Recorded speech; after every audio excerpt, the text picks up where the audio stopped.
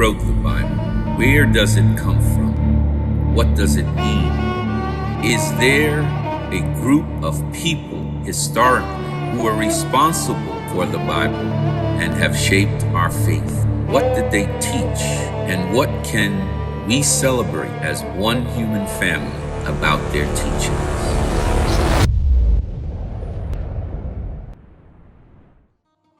For the first time in human history, on a global basis, are connected. We have the technology to speak, to learn, to communicate with each other. And during this time, we are becoming more and more connected, and we are politically and socially aware. And everyone on the globe has an opportunity to now participate in this new age of enlightenment. 7,000 years ago, the world's first superhighway was formed. The riverbed of the Nile River, the longest, most powerful, storied river on this earth, made its final journey to the Mediterranean Sea.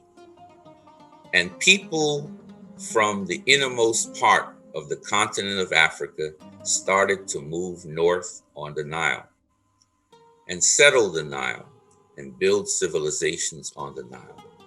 The most storied civilization ever created on this earth was formed right there in this Nile Valley.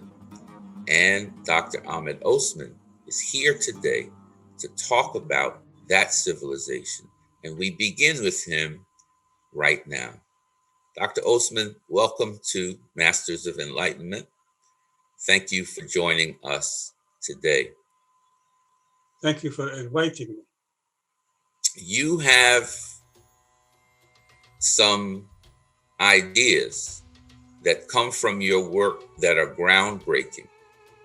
And I want you to share with our audience those ideas about the Nile Valley and specifically Egypt and all that Egypt means and all that Egypt is. We start today with Egypt at a low point,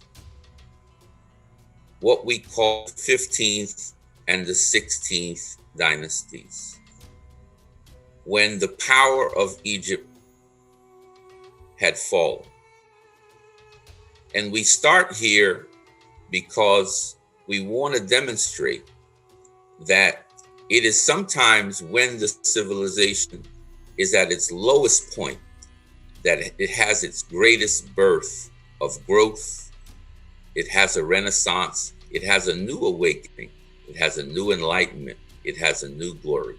So as we start this morning, Dr. Osman, what happened to cause Egypt, the most powerful nation of the world at that time, to fall into decline? What happened in the 15th and the 16th dynasty?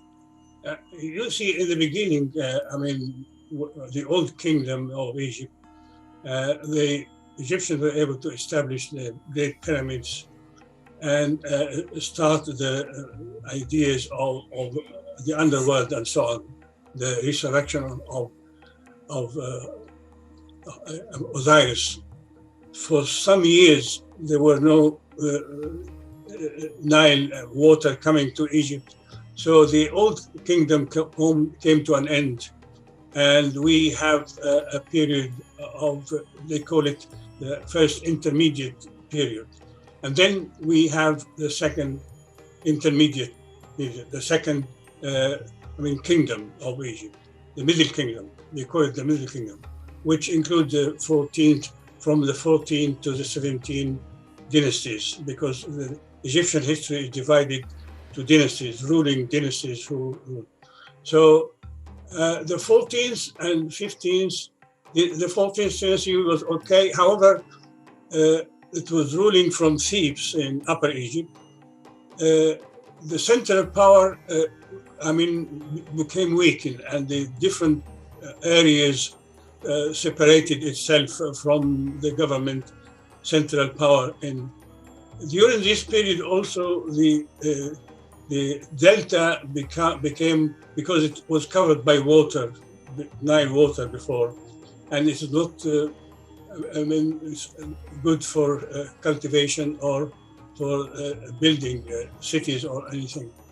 But suddenly during this period, about 2000 years BC, it became good for that. So some Semitic element came from Sinai over a long period of time and settled down in the eastern delta until it became a big community.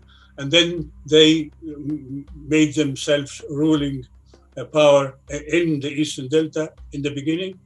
And then they extended the rule to the mid-Egypt, and they forced the upper Egyptian pharaohs of Thebes to pay them tribute.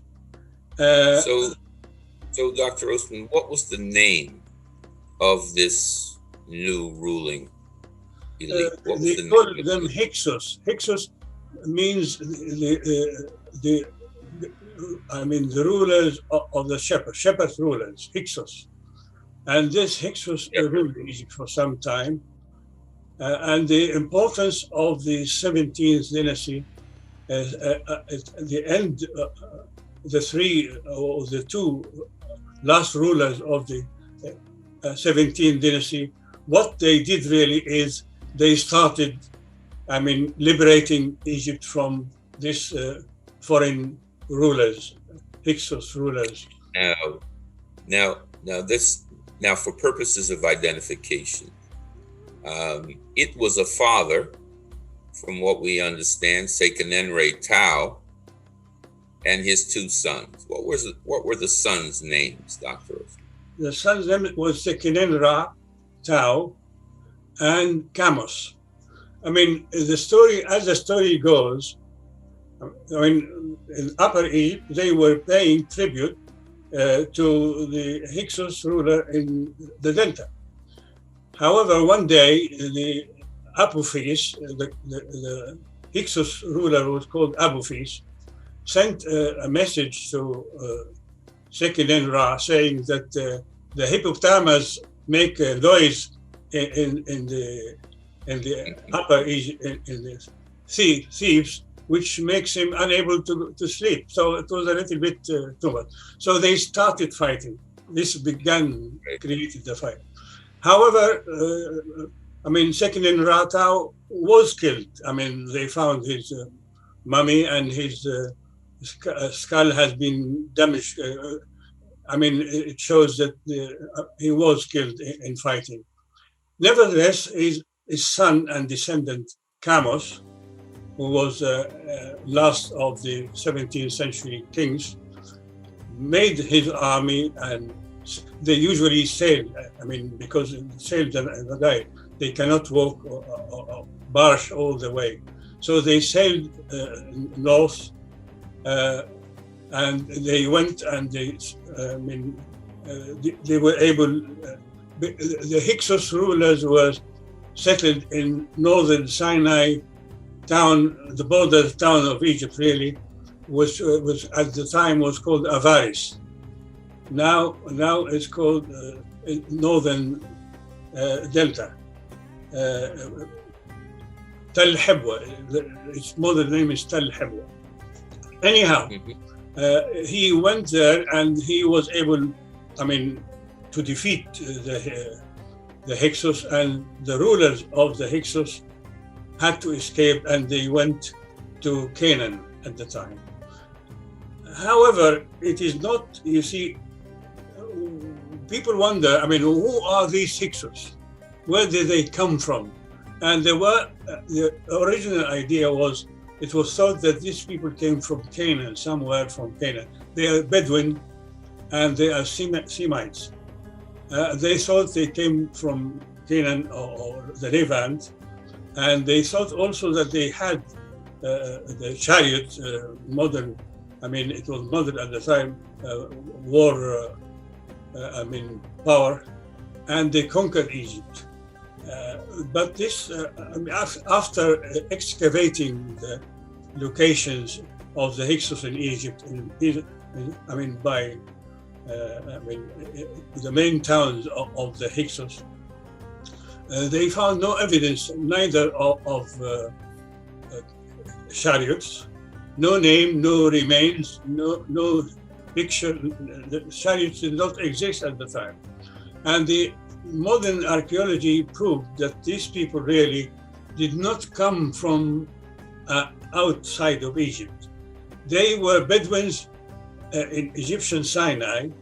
When they saw the land, new, fresh, good land in the eastern delta, they migrated to cultivate the land and settle there. Over 100 years, they took to make a large community. And when they had a weaker central government, they appointed their own rulers, first in the eastern delta, and then they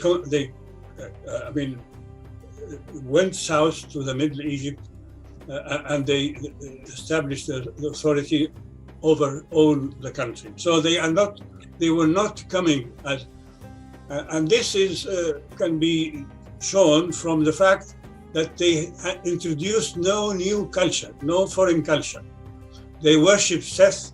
Seth is the Egyptian deity who killed his brother Osiris. He was the worship in the northern Sinai and the eastern delta all over the time before they came. The god is Egyptian god. They used hieroglyphic. They did not introduce any new or foreign language or foreign civilization of any kind. So they were Egyptians. The only thing is that up to that time, and later on as well, all Egyptian pharaohs came from Upper Egypt, specifically from Thebes, which is Luxor, modern Luxor, came from Upper Egypt. And this was the first time that, they regarded them as lower class, ordinary people from Bedouins, Sinai, to come and rule the whole country. That's why it was thought. But the ordinary people who were under the Hyksos rulers remained in Egypt. Only the rulers escaped and went there. And not only that, but we find that the 19th dynasty rulers, Ramses I and all the Ramesside people. Ramses was born in the Hyksos town, and he was originally coming from a Hyksos origin. And he established the 19th dynasty, and then we have Ramses II, Ramses III in the 21st century, and so on. So this is important. What you're saying, and correct me if I'm wrong, you're saying that the Hyksos were a community of Egyptians, different in appearance, certainly, but in terms of their cultural orientation and their spiritual orientation, Egyptians nonetheless. They certainly were Egyptian. We did not know that before. It is only after the excavation of their towns, their remains. They did not bury their rulers in tombs like the same like Egypt, like Upper Egypt, but they have the same culture, the same language, the same. They had nothing different. Even Seth, the killer of Osiris, they worship that god. Yeah. Is that why Sekenenre and his two sons, Ahmose and Kamose, thought that they were the rightful rulers of Egypt because Thebes had historically been the seat of power? Yeah, this is the idea. The Theban people, Egyptians, thought that they because they were the first to unify the two countries. The King Menes came from Upper Egypt, and he made the unification of Upper and Lower Egypt in one country. So since that time, all rulers came from the south, from Thebes. So they thought that Hatshepsut says, these ignorant people, Hatshepsut of the 18th dynasty, ignorant people came to rule us. They saw, as you see, upper class look at the ordinary people as have no right to rule. Yeah, this is the kind of idea. Yeah, yeah. It was Camus started the fight, but it was his son Ahmose who kicked them out, and he established the 18th dynasty, the most important dynasty in Egyptian history. So now we enter the Great 18th, and the names from this period still ring in the ears of people all across the globes. How many of us have gone to the Smithsonian Museum, the museums in London, the museums in Europe, the museums all over the world, and heard the names of these legendary characters?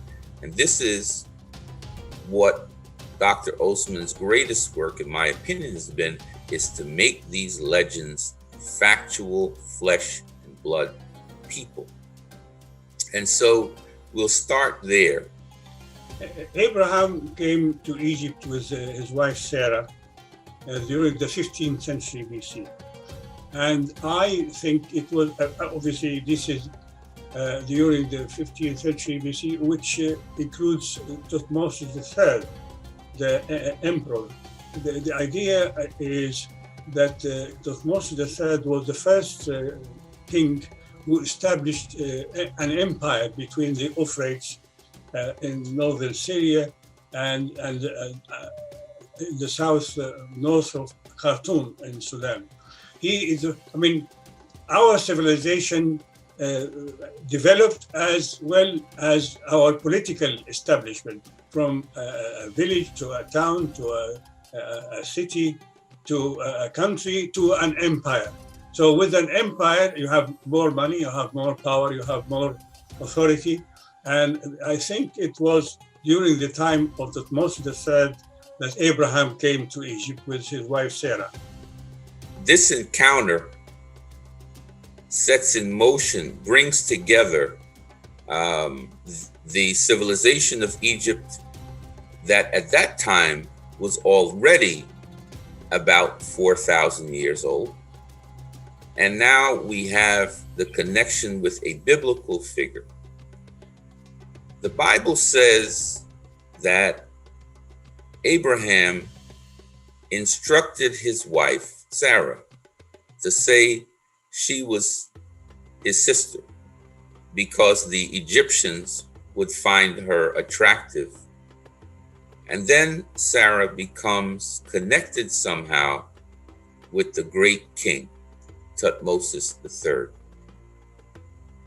How do you believe this introduction was made?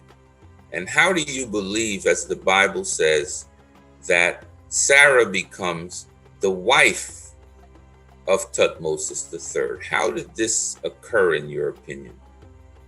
The thing is, originally, I thought, like everybody else, that was Joseph the Patriarch who established the first connection and contact between the Israelites and Egypt.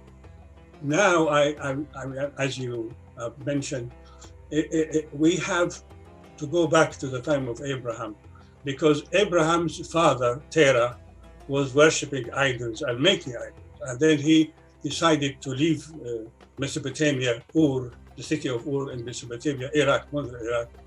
He goes north with his son Abraham and his wife Sarah and Lot. And there he died. Sarah died. So Abraham took Sarah and went to Syria first and down to Canaan. And he was a poor, he used to say to live in tents and so on his way. Then he decided to go to Egypt. We don't know, the Bible doesn't tell us. They say it's a famine. He didn't stay in Canaan for a long time, but he went to Egypt. And as he was coming to the borders of Egypt, he asked Sarah, tell her, don't say, she must have been a beautiful woman. This is what the Bible says. You are beautiful, and when the Egyptians see you, how beautiful you are, they might want to take you from me. They might kill me to take you from me. So then say, you are my wife, say, you are my sister. And it seems that they he and his wife went directly to the city of Memphis, where the royal family was living there, near Saqqara, near Cairo. And there, his expectations were fulfilled, because some people working in the palace, royal palace, pharaonic palace, saw how beautiful she is and mentioned her to the Pharaoh, who wanted to see her. So according to the Bible, Pharaoh invited Abraham and his sister to his royal palace, and she was a fascinating woman, so he wanted to marry her. Abraham agreed to the marriage and accepted the dowry of Pharaoh. He gave him a lot of wealth for her hand, and Abraham, Pharaoh married Sarah, the wife of Abraham. Now, story says that after that, the royal palace was afflicted by disease and so on. But it seems, because the moralities of the Egyptians, as stated in the chapter 125 of the Book of the Dead, the Egyptian have to swear at the court of Osiris that he has not taken the woman of another man. So it seems that Pharaoh knew that, somehow, that Sarah was a wife of Abraham and not his sister. So he called him and told him, "Why did you do that to me? Why didn't you tell me she was your wife?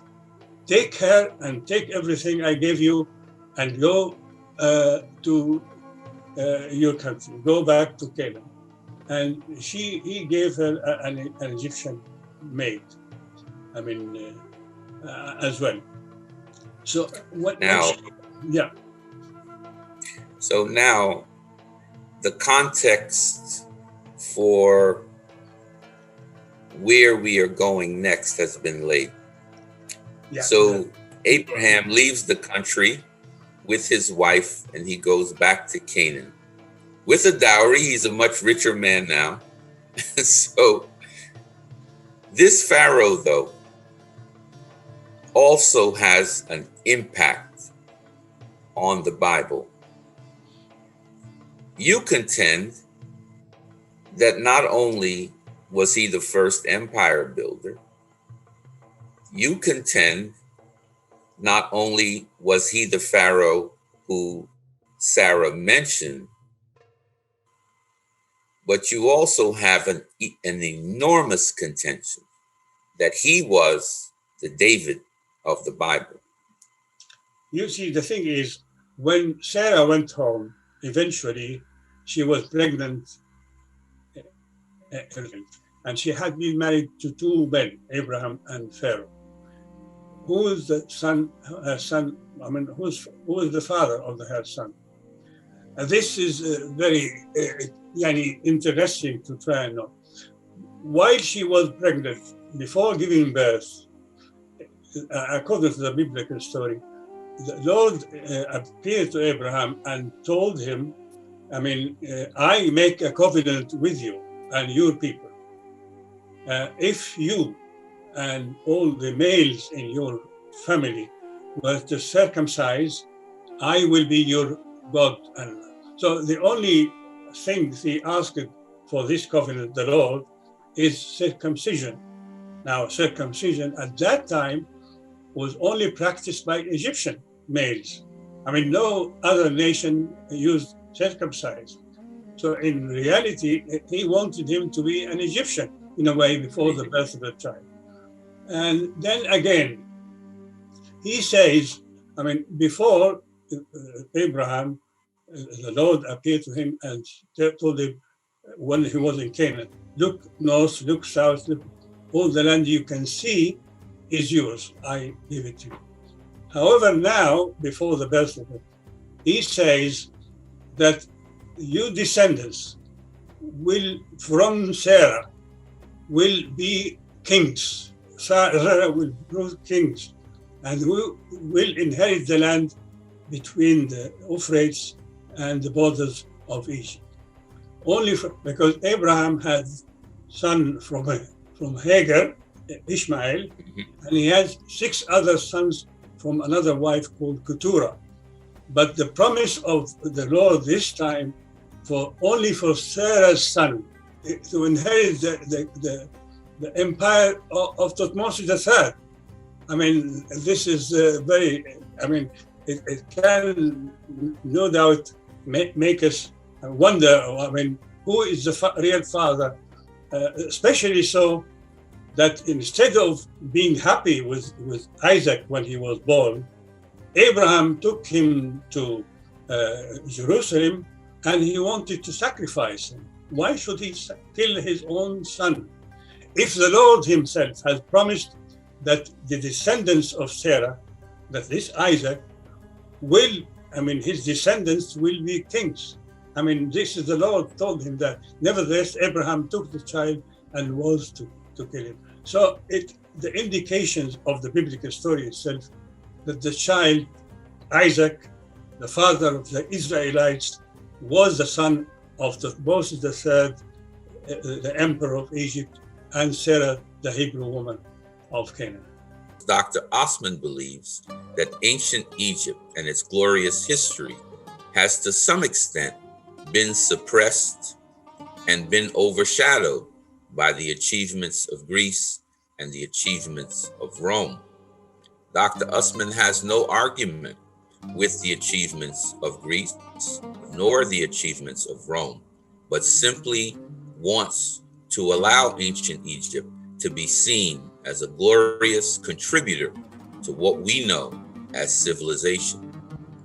He has an assertion that we will explore today, and that assertion is that Pharaoh Thutmose III, the builder of the first world empire of politics, economics, and trade, was in fact the flesh and blood David of the Bible.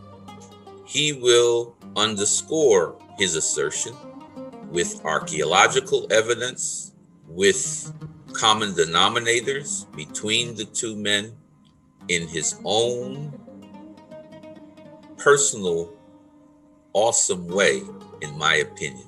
And so now we go to our Master of Enlightenment for this segment of Masterclass, Dr. Ahmed Osman. Good morning, Dr. Osman. How are you? Good morning, Stanley. I'm okay. So we are so glad to be with you. As I said in the opening, as we have discussed history, you have no argument with Greece's achievements, nor do you have any argument with Rome's achievements. You simply want Egypt's achievements to be seen for what they are, major contributors to what we call civilization. Now, I want to ask you, why do you believe, from archaeological evidence, that Pharaoh Thutmose III is the biblical David? Let us start with the biblical story. At the 10th century BC, in Canaan, we have different social and political groups. Mm-hmm. In the north, we have Israel. Mm-hmm. In the West Bank, we have Judah, except Jerusalem was belonging to the Euphrates at the time. The Philistines had established themselves on the south coast, which is the Gaza Strip of today, and some Canaanites at the south area. At that time, it is said, according to Samuel, Book of Samuel, because we have the story in the Book of Samuel and the books of Kings and in the Psalms. We have Samuel the prophet is asked by the people of Israel in the north to establish for them a king, to make a king. So he got somebody called Saul, and he anointed him to be the first king of Israel. However, Saul was a little bit uncomfortable in his life, and he wanted some kind of entertainment.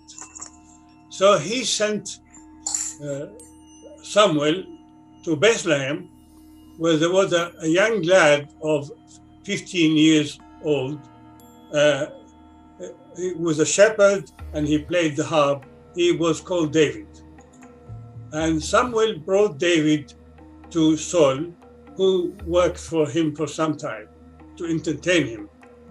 Now, sometime after that, there was a kind of confrontation between the Israelites, in fact, and the Philistines. And there was a warrior, giant warrior, who emerged from the Philistine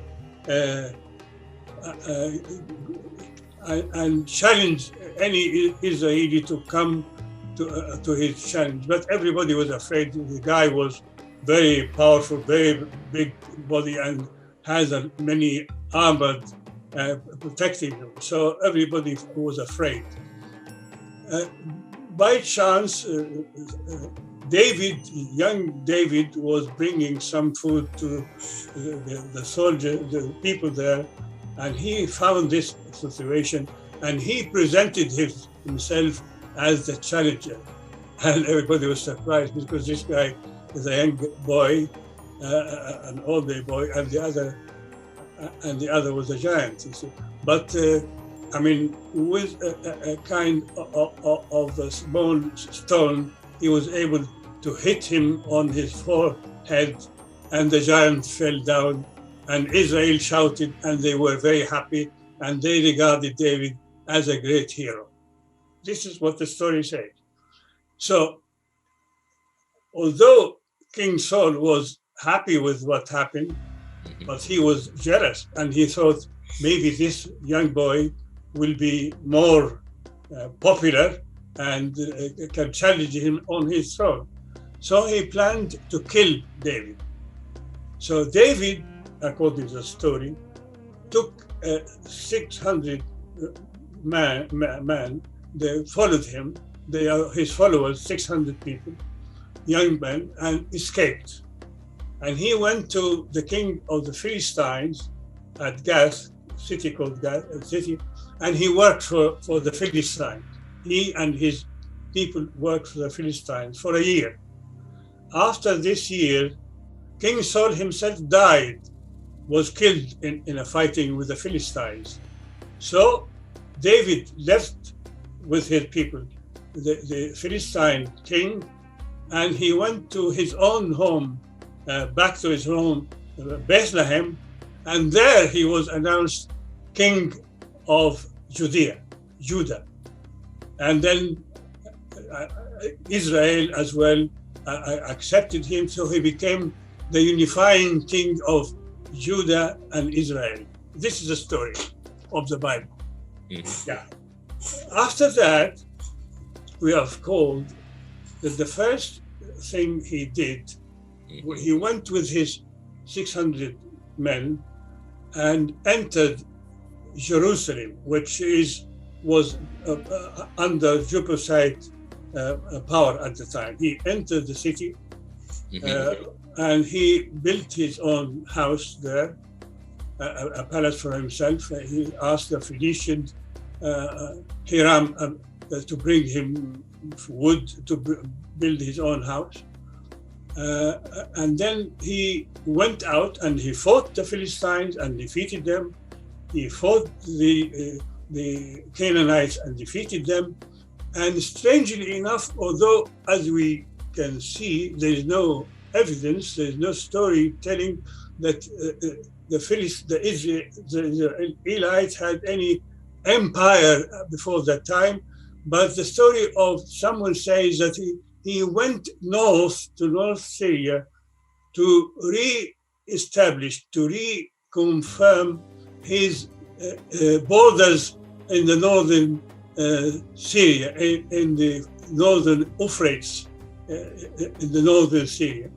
I mean, I don't know how it was, but this is what is said in the. So he went there and he fought, and he gained about 1,000 chariots of his enemies and 700 warriors, Yeah, and so he had, I mean, instead of 600 people, he had now a big army, and he established an empire extending from northern Syria, northern Euphrates, to the borders of Sinai in Egypt.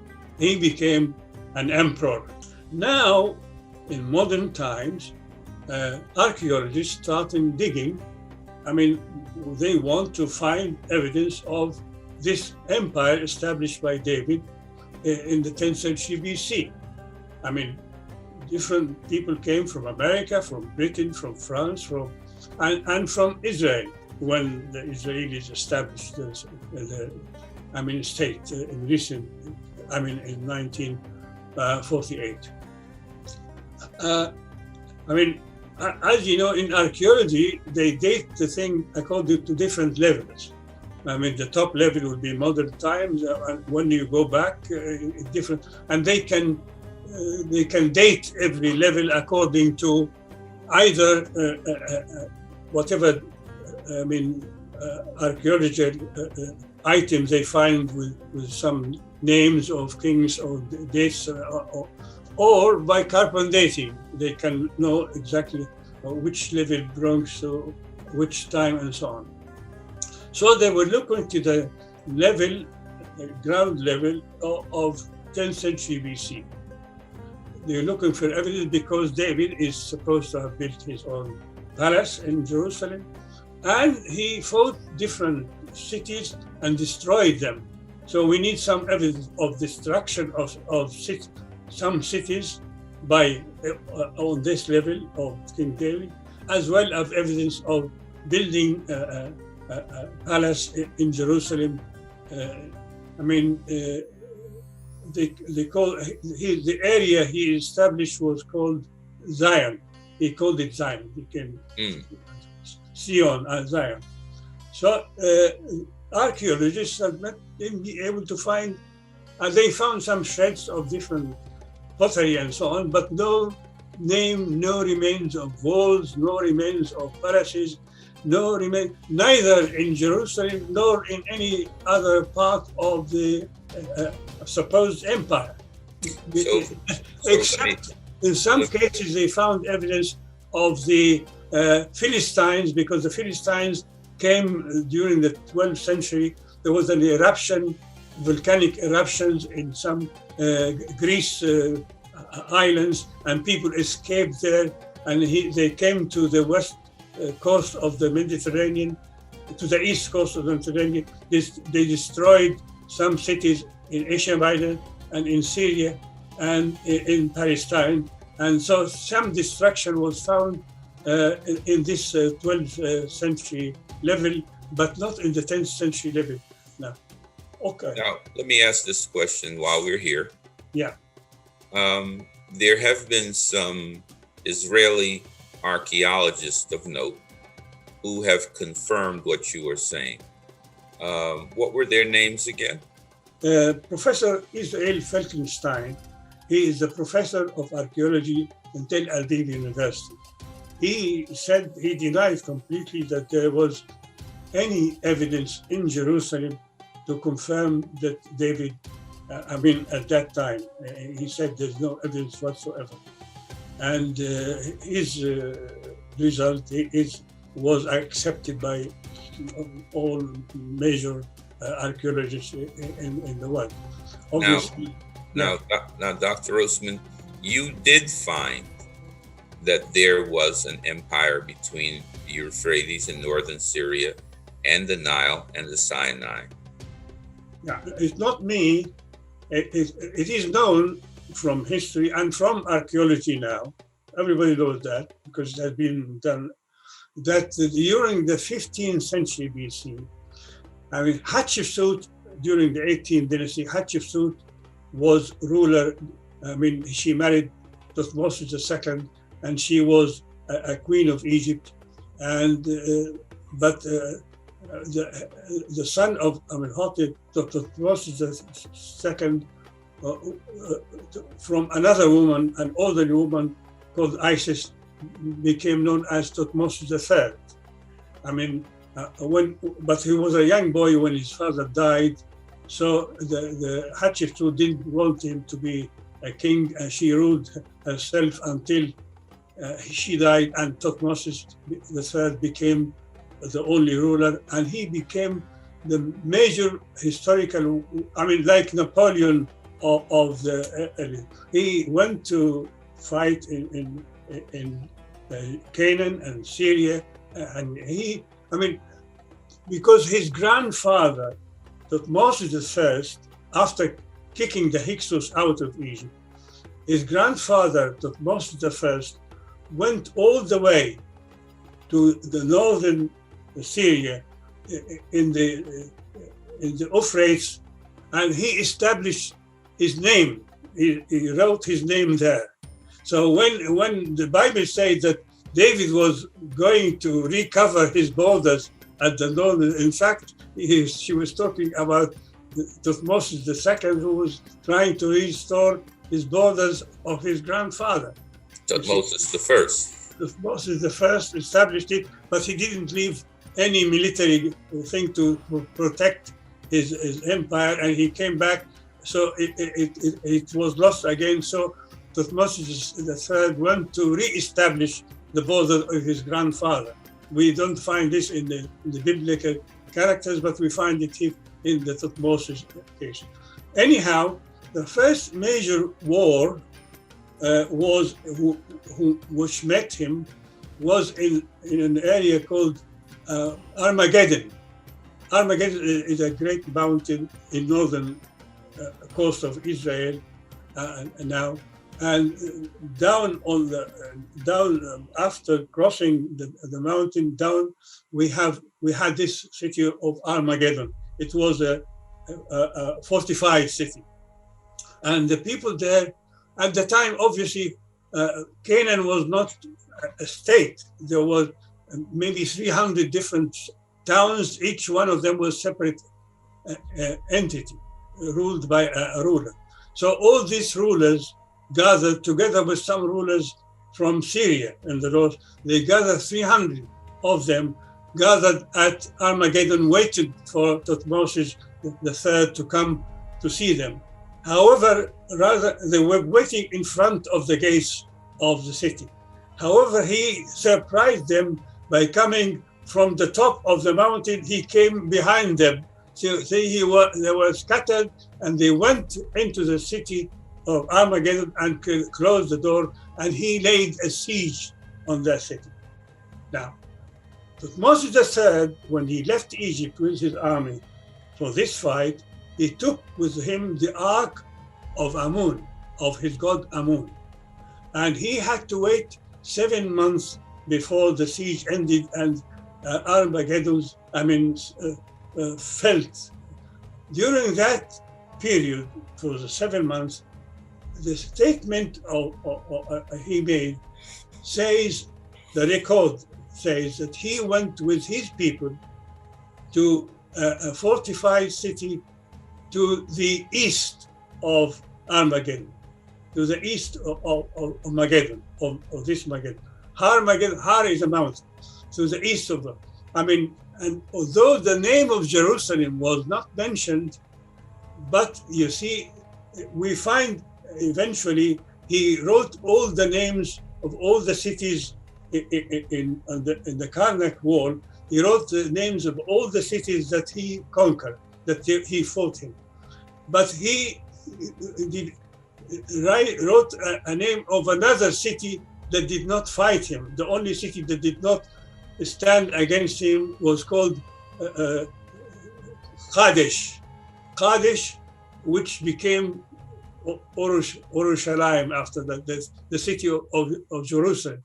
So what we know, from that he went to stay for the 7 months in Kadesh, which is Jerusalem. He went to Jerusalem, and having his own ark of his own God with him, obviously the king has to make rituals every morning, has to make rituals with God. So being a holy city because of its rock, in Jerusalem. Obviously, the main place he would put his ark would be on the rock, the holy rock, to worship. So he was the first. And surprisingly enough, although the Bible says, the Samuel book says that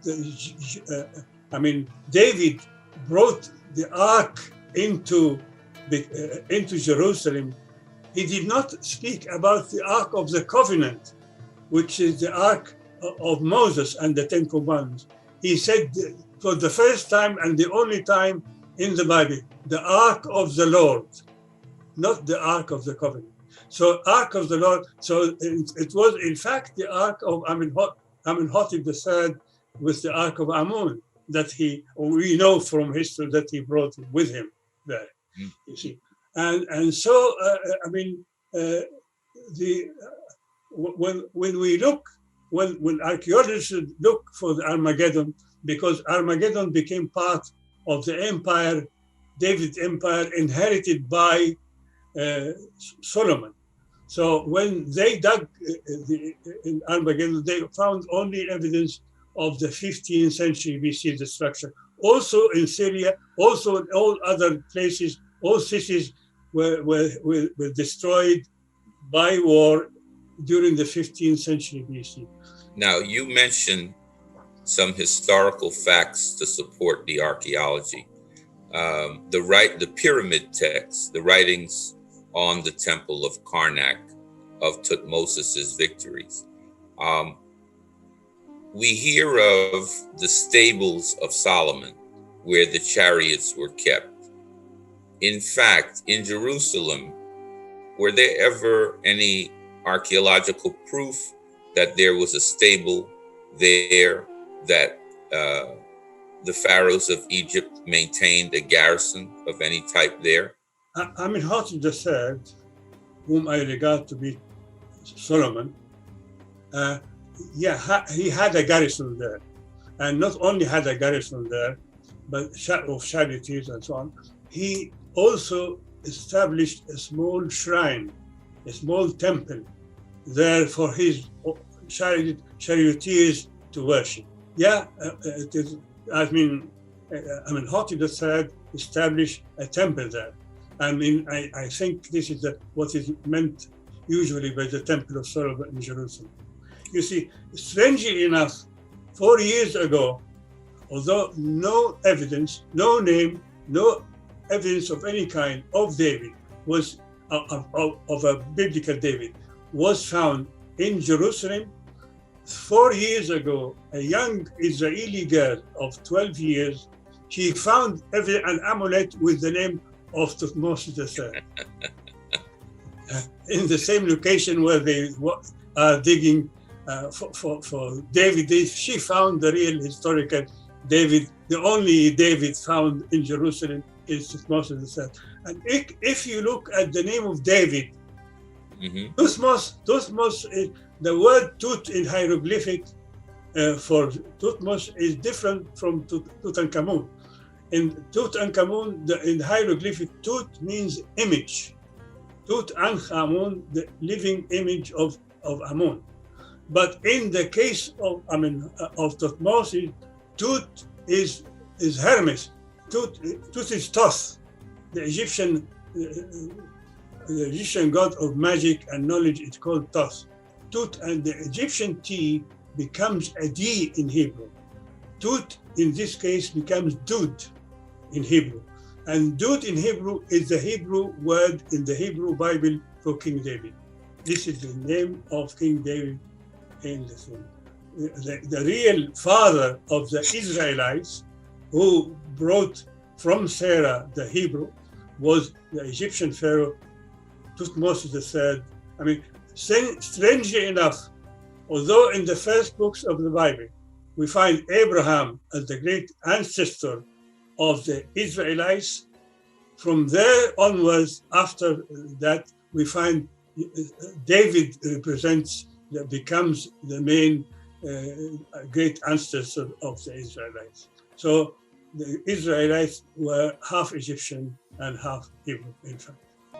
The Bible has enshrined their names in a special place in our minds and our consciousness. We all know Abraham. We all know David. We all know his son Solomon. We all know Moses. And yes, we all know Jesus the Christ. But are these figures of legend in the Bible fiction or fact? Were these figures real men with real dreams of a better world, a world that they would create that we all have inherited? Dr. Osman said, yes, they were real men, and his life's work has been to reveal them in their humanity and in their love for all of us.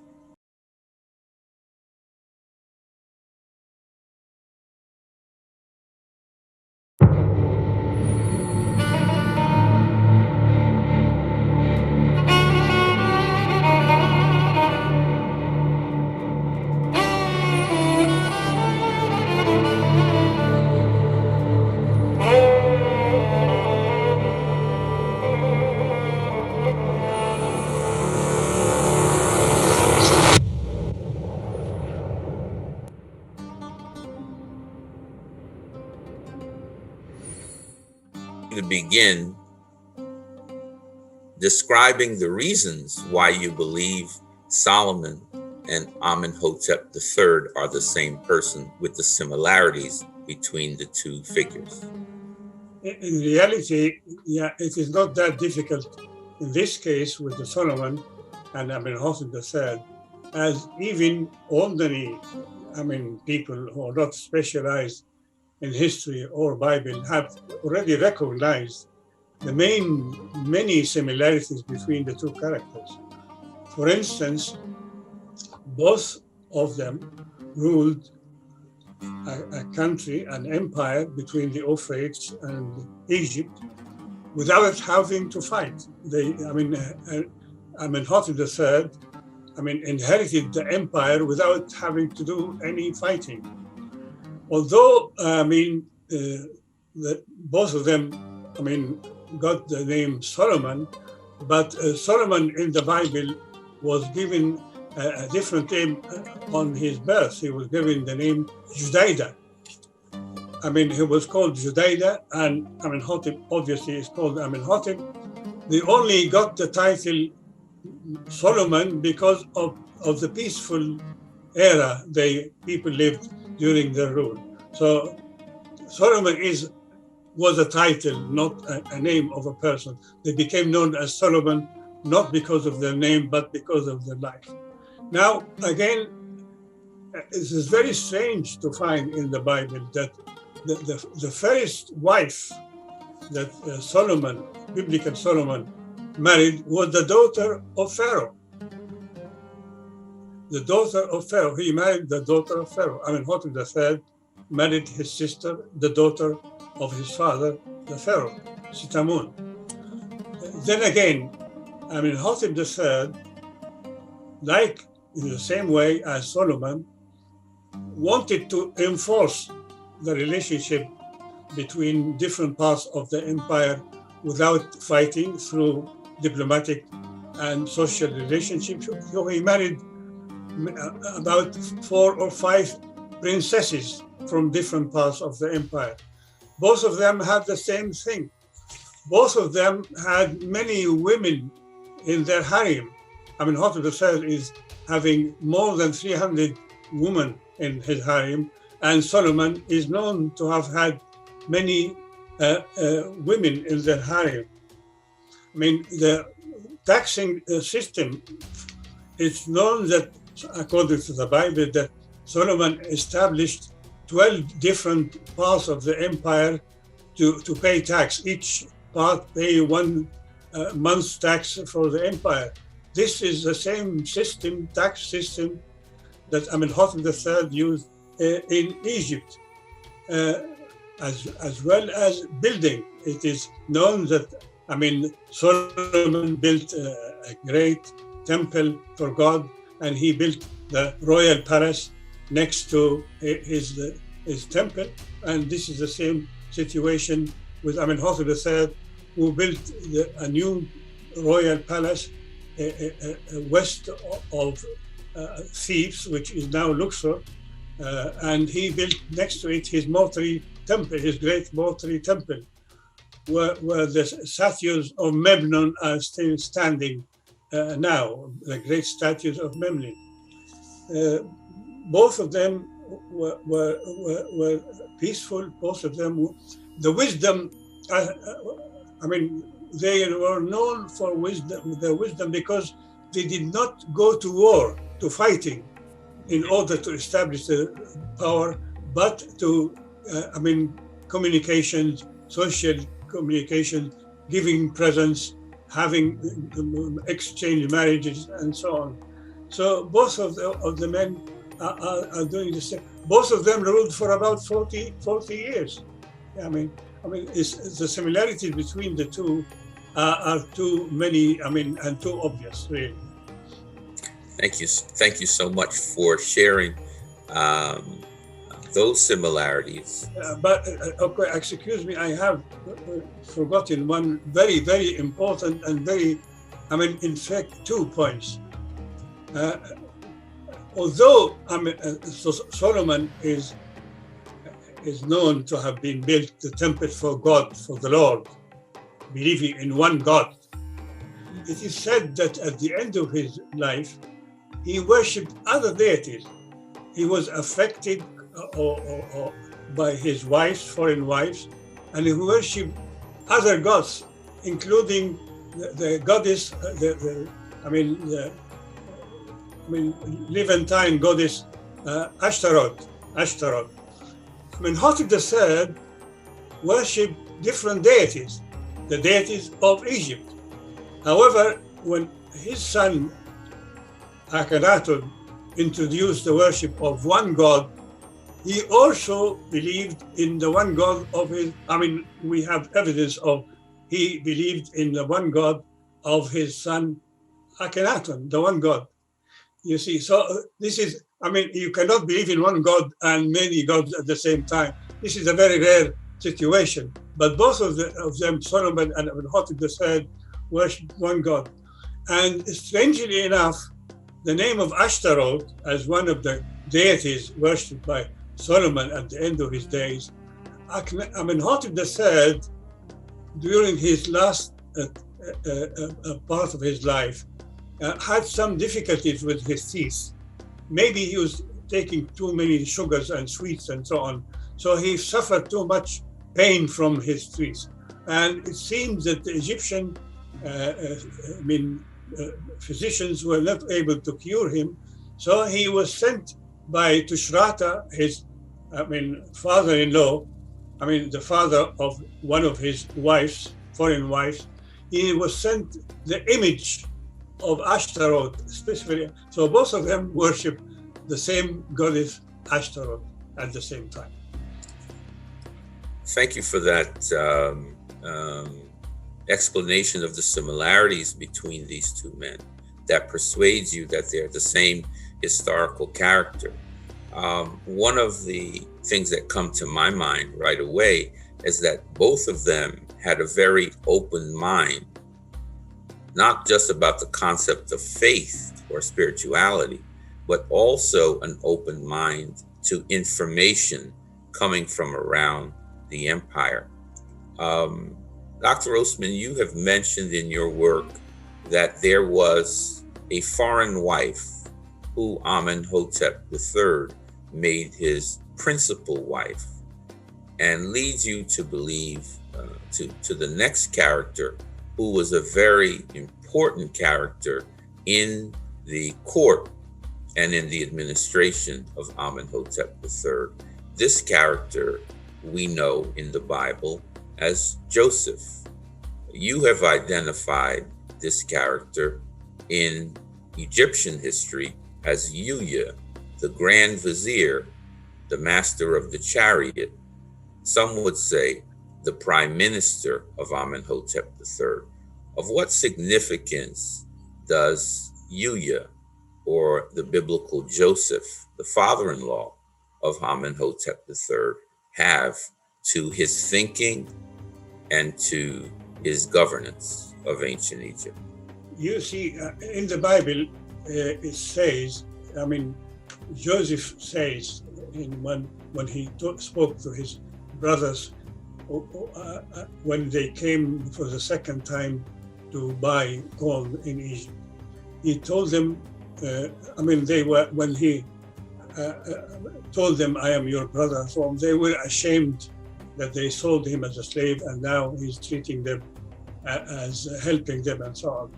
So he said, it was not you who brought me here, but God who made me father to Pharaoh.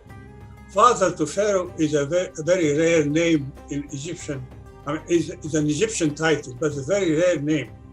We have Holy Father, Ik Neter. Ik is a father, Neter is a holy. Ik Neter is a common priestly title. But his special title, Yuya's special title, Ik Neter en Neptawi, the Holy Father of the Lord of the two lands.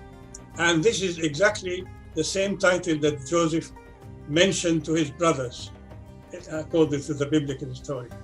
So, and when, as the Bible story relates, when Pharaoh appointed him as one of his ministers, he gave him three objects, his ring and a golden necklace and a chariot, a small chariot.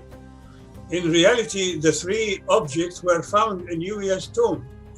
And obviously they represent, symbolize the jobs he was taking. And as we know, although Egyptians used the chariot of war during the 18th dynasty, but it was part of the army. It was not a separate unit in the army. The first time it became a separate unit in the army, according to Alan Schulman, the American Egyptologist, was under Yuya, when he has a title of Deputy of the King for Chariotry. So at that time only, alone, the chariots became a separate unit in the army, separate from and we find in the Bible two mentions in the story of Joseph, two mentions of chariots. Once when Jacob and the rest of his family came to Egypt, because it was Pharaoh allowed them to come. So Joseph went with his chariot to meet his family at the borders.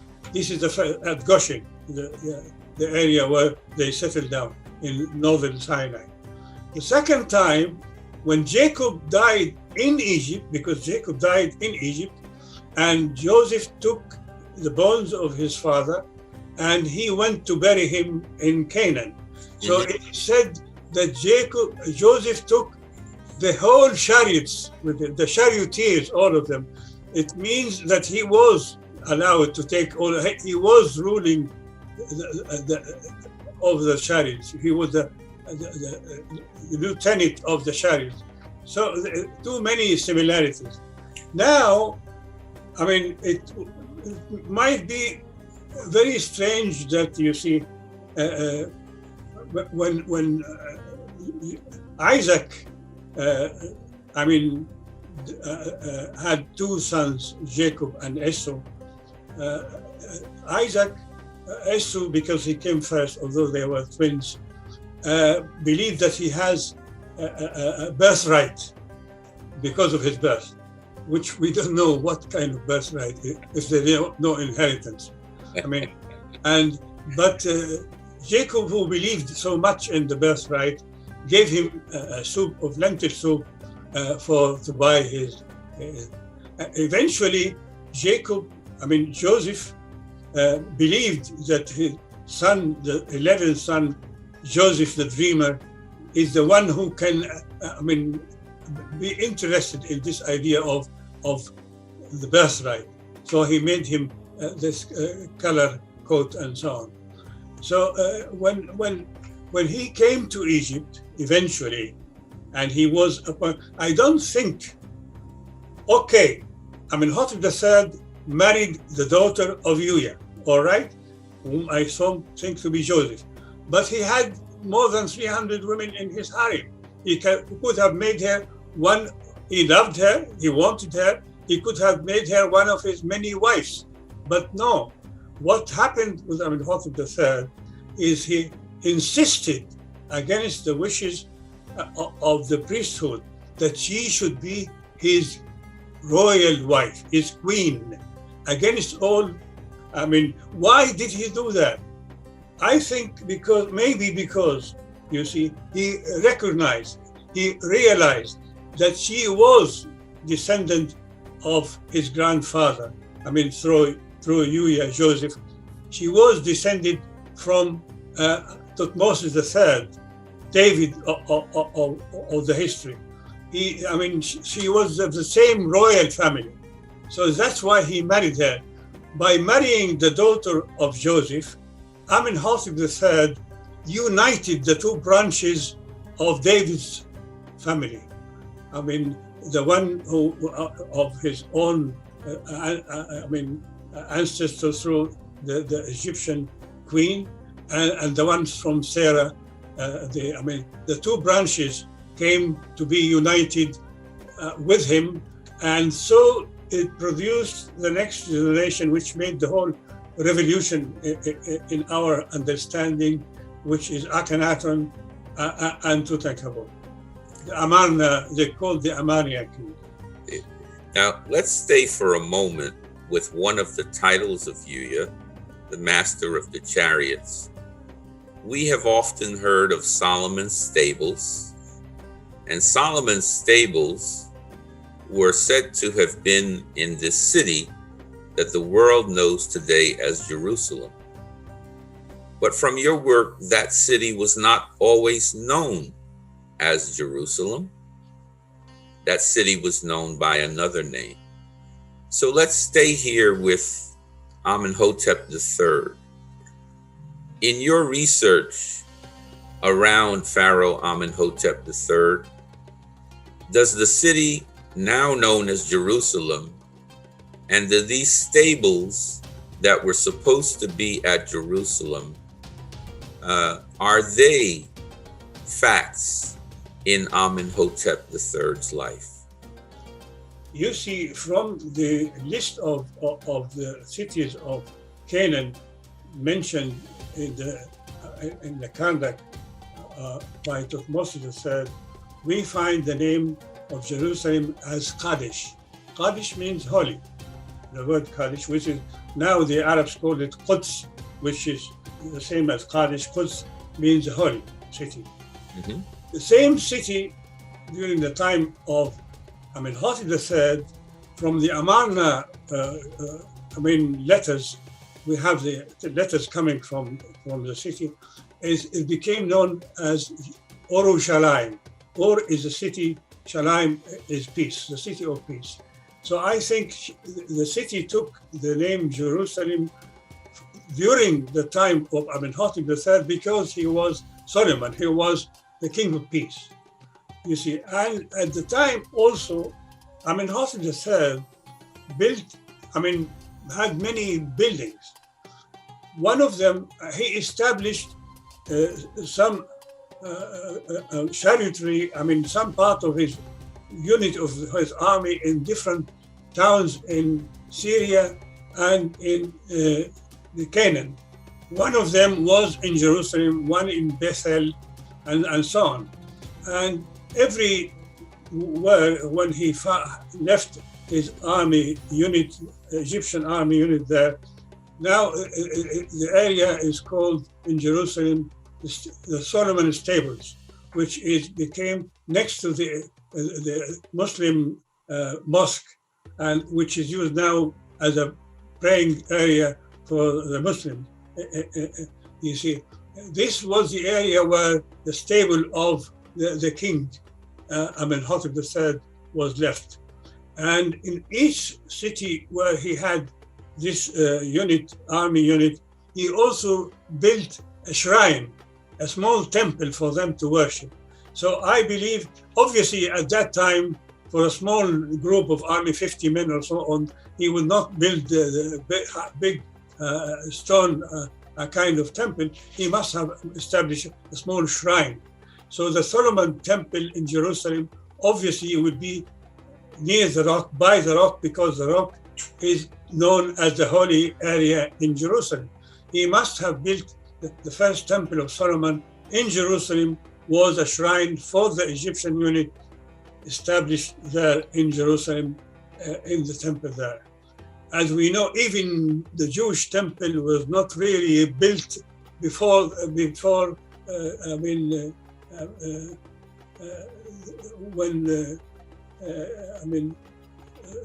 the first century BC. Although it was regarded as a holy place and worshipped there from the time of Ezra, 5 centuries BC, but it's only when the temple was rebuilt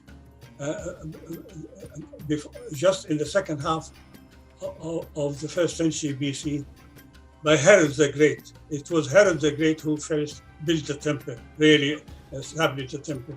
So it's the same place, yeah.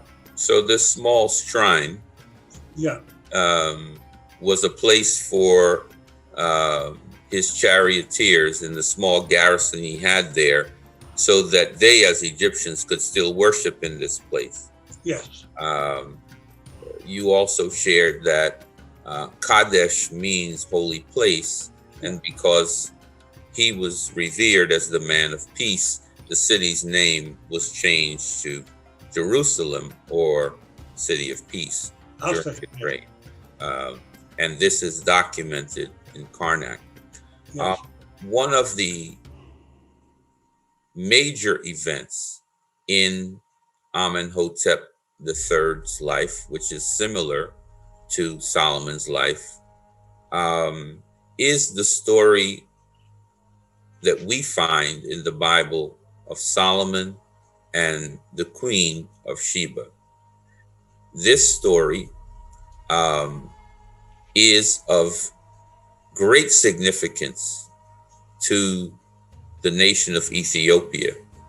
You cannot go anywhere in Ethiopia without hearing the story of Solomon and the Queen of Sheba. In fact, the Ethiopians contend that the Ark of the Covenant, an ark, is still in a church in Aksum in Ethiopia, and Ethiopian royalty traces its line to Menelik I, who is said to be the son of Solomon and the Queen of Sheba.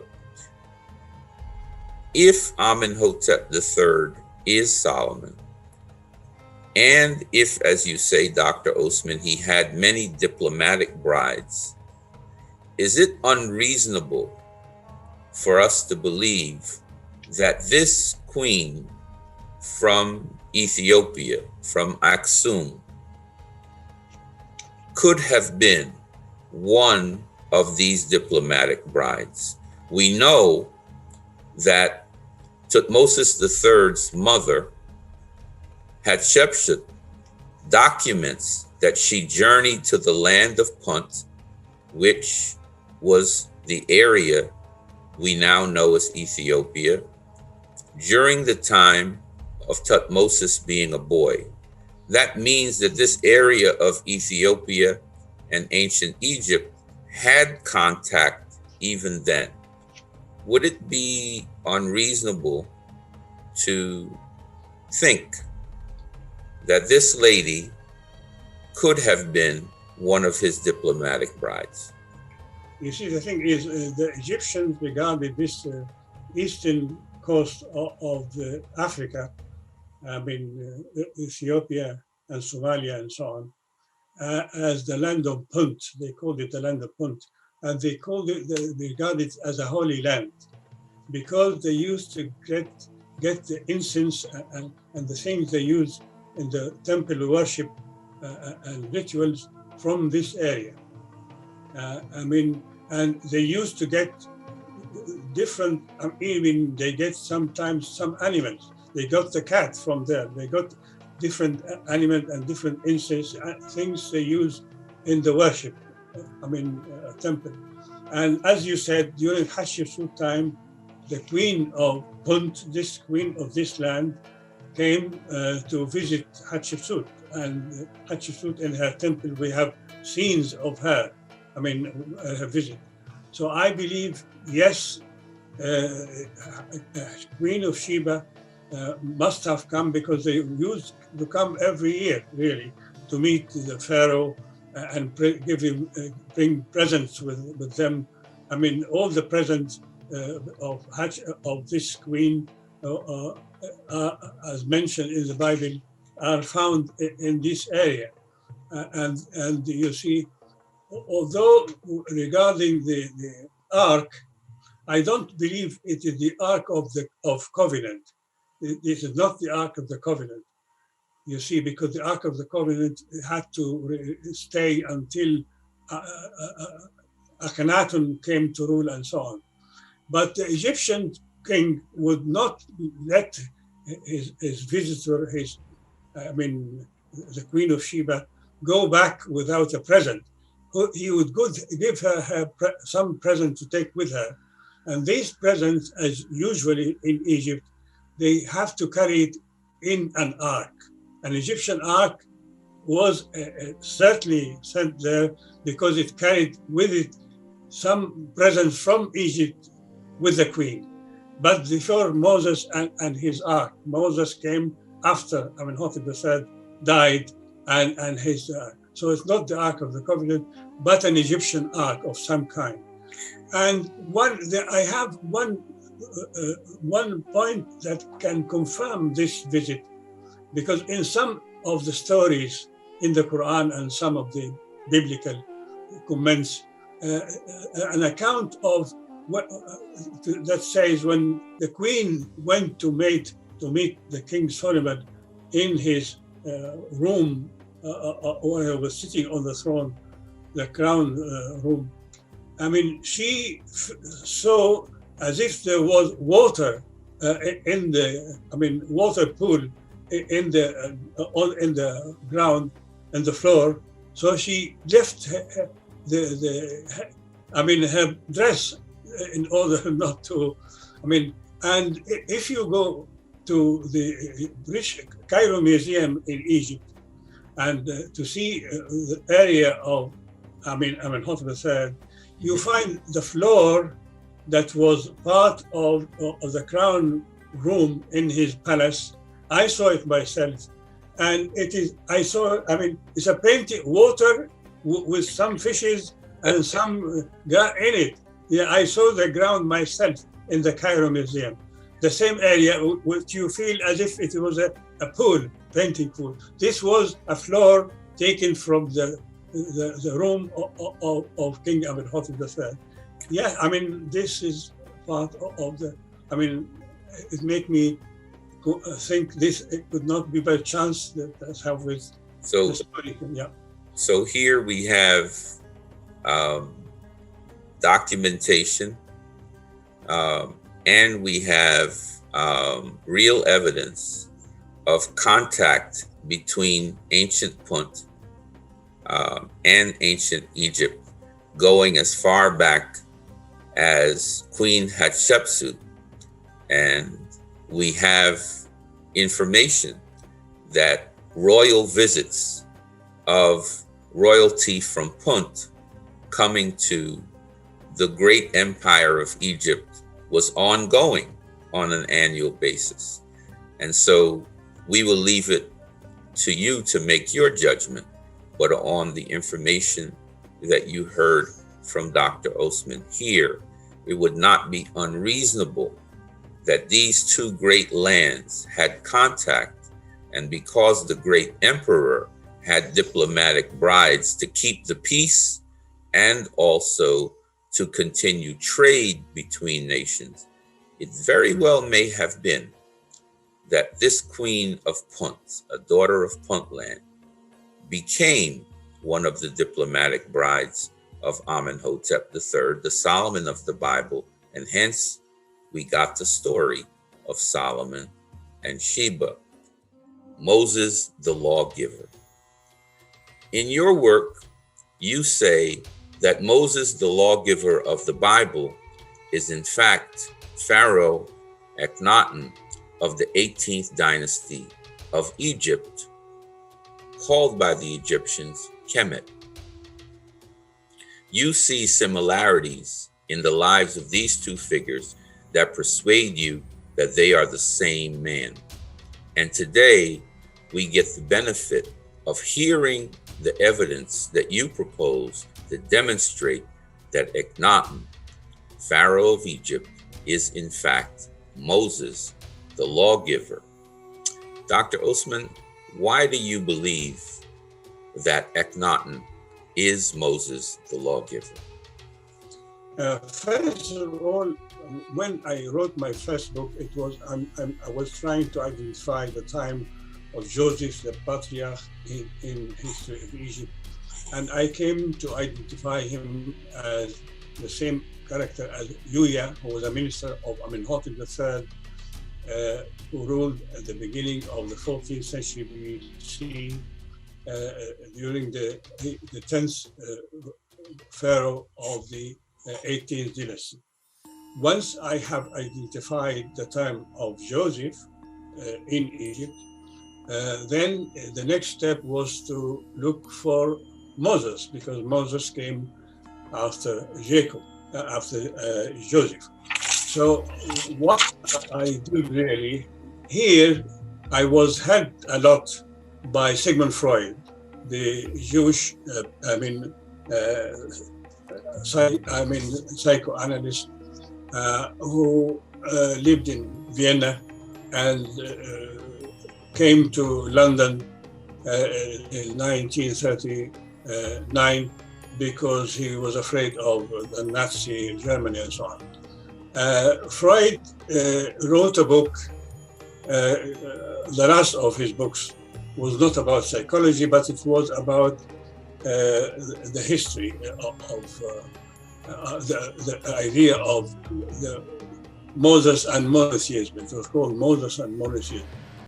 And when I came to see Akhenaten, obviously Freud, helped me going to Akhenaten, but I realized then, because Joseph Yuya was the grandfather, the maternal grandfather of Akhenaten.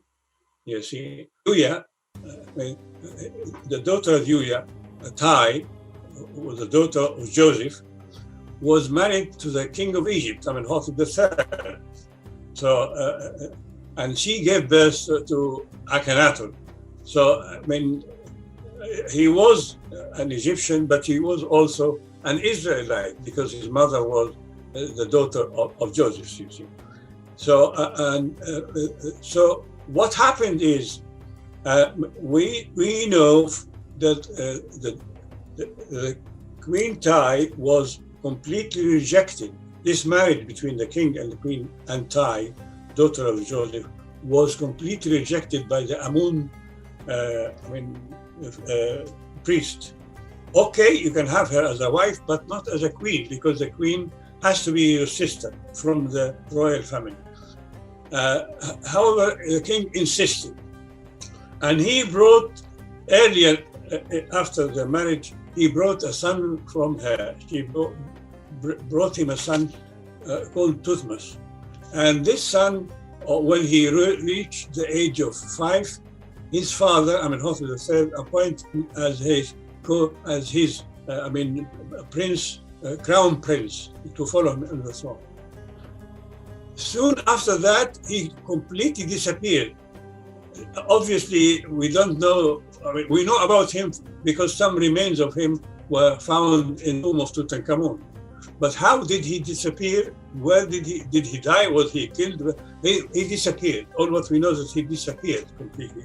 Obviously, the priests must have made sure for him to disappear. So when in the year 11 of his rule, Amenhotep III, what happened is, because the Israelites the family of her father, Joseph, were living in an area called Goshen in northern Sinai. Amenhotep III wanted to allow his wife, the queen, to be near her father's family.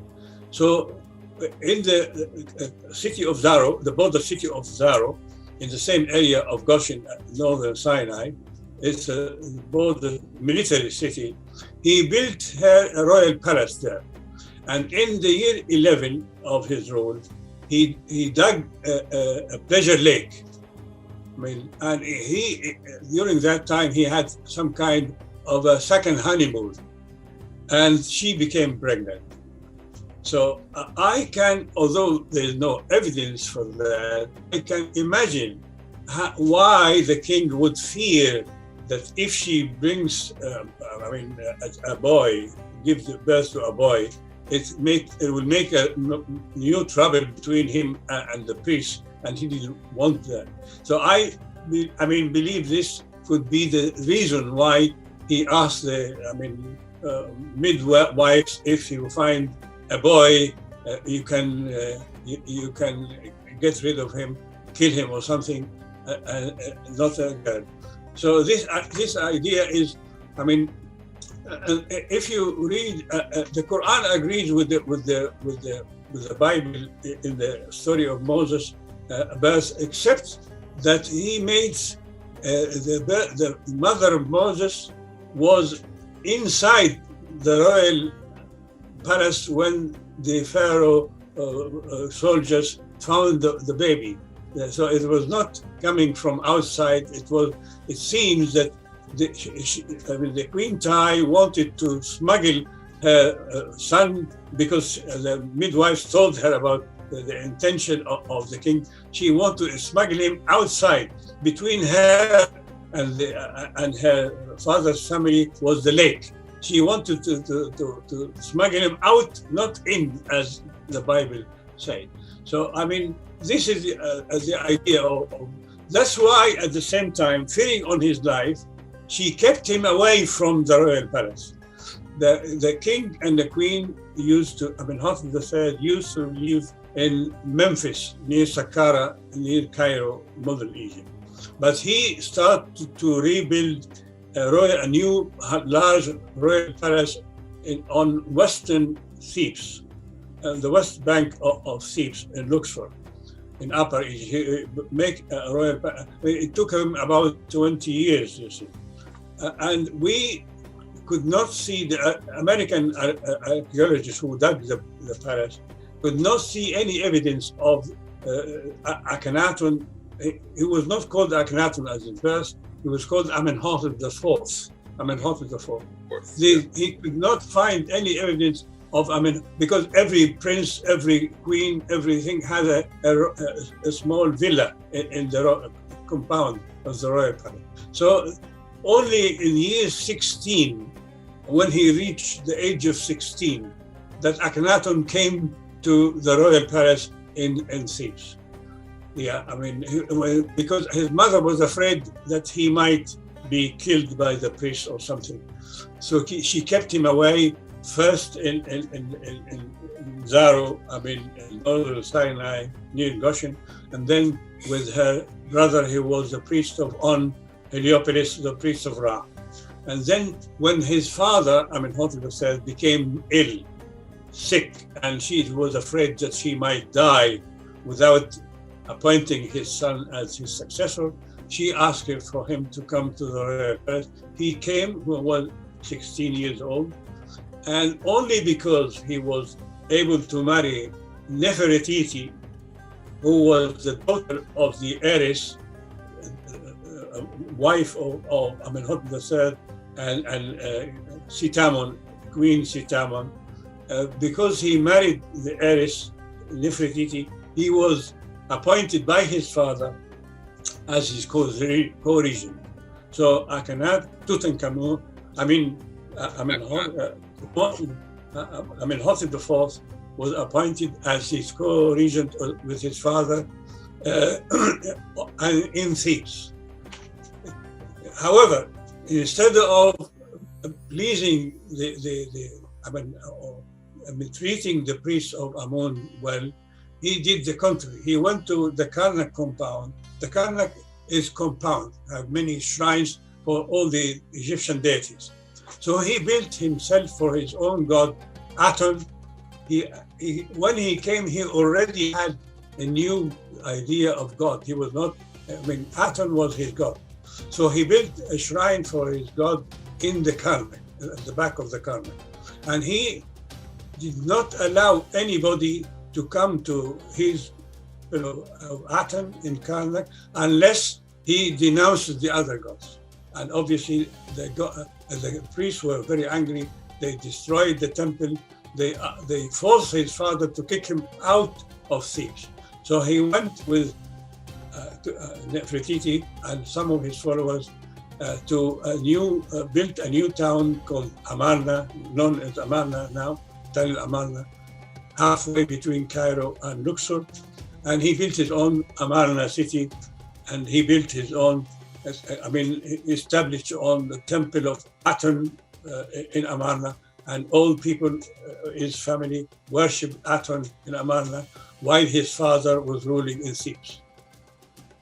However, when his father died and he became the sole ruler of Egypt, he would not allow any other god to be worshipped in Egypt. So he sent his troops to close the temples, sack the priests, and confiscate their properties. And only Aton would be burned. Even the name of all the gods were cut off from, even the name of Ammon in his father's name, Ammon-hotep, he cut Ammon from his father's name on the walls and that. So it was he who made that. Okay, now what happened if you compare him with Moses? In the year 17, we know that we have a document saying that the year 17 of Akhenaten was the year 1 of Tutankhamun. So that's why in the early period they believed that Akhenaten must have died in year 17 and Tutankhamun followed him. But in my research, I came out to realize that he was not, he faced a coup d'etat, and he had to give up his throne, abdicate his throne to his son Tutankhamun, and go to exile. Alan Zivi, a French archaeologist, dug out the tomb in Saqqara of a lady called Maya, who was the nurse of Tutankhamun. And in the tomb of Maya, he found a picture on the wall showing Maya sitting on a seat. And Tutankhamun, he was 9 years old when he came to the throne, sitting on her lap. Behind them, the scene representing the ministry of Tutankhamun, the first ministry of Tutankhamun. This ministry included 6 characters. One of them was a minister of finance, was a civilian. But the other 5 were all generals of the army. The ministry, the government of Tutankhamun was 5 generals of the army. General Ai, General Horemheb, General Anin, General Ramses, and General Seti. And 4 of the 5 generals succeeded Tutankhamun on the throne. It is obvious that this was a coup d'etat, that there was, the military, with the help of the priesthood, made an attempt to overthrow the rule, because when all the temples of Egypt were closed, life in Egypt stopped. The temple was not only a place of worship; it was the hospital, the school, the official, courts and feasts were celebrated in the. So I think that more evidence came to confirm that when Flinders Petrie discovered evidence that in Sarabit, an area called Sarabit al-Khadim, a temple called Sarabit al-Khadim in Sinai, not far from Mount Sinai, was evidence of Akhenaten being there.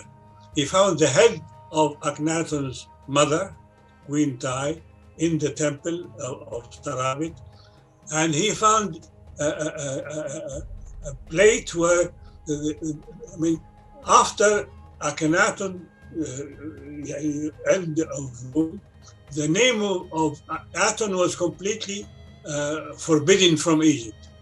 Horemheb made sure, the last king of the 18th dynasty, made sure that no mention of Aten at all. He even gathered all the followers of Akhenaten remaining in the country and put them in a prison, you see. So, however, during the first year of Ramses I of the 19th dynasty, we found at Sarabit al-Khadim a mention. When the king used to go to any area of the country, he used to make offering to the god of that area. Mm-hmm. And Aten was not Hathor was the goddess of Sinai. Nevertheless, we found at the Sarabit al-Khadim in the first year of Ramses I the name of Aten, although it was forbidden, indicating that Aten was still, that Akhenaten was living in exile in Sarabit al-Khadim. So this is another evidence. Now, when we go to the story in the Bible, we find that the Talmud, the Bible says, obviously, that Moses killed the Egyptian, and he was afraid that Pharaoh will punish him, so he fled to Sinai to live in Sinai for exile.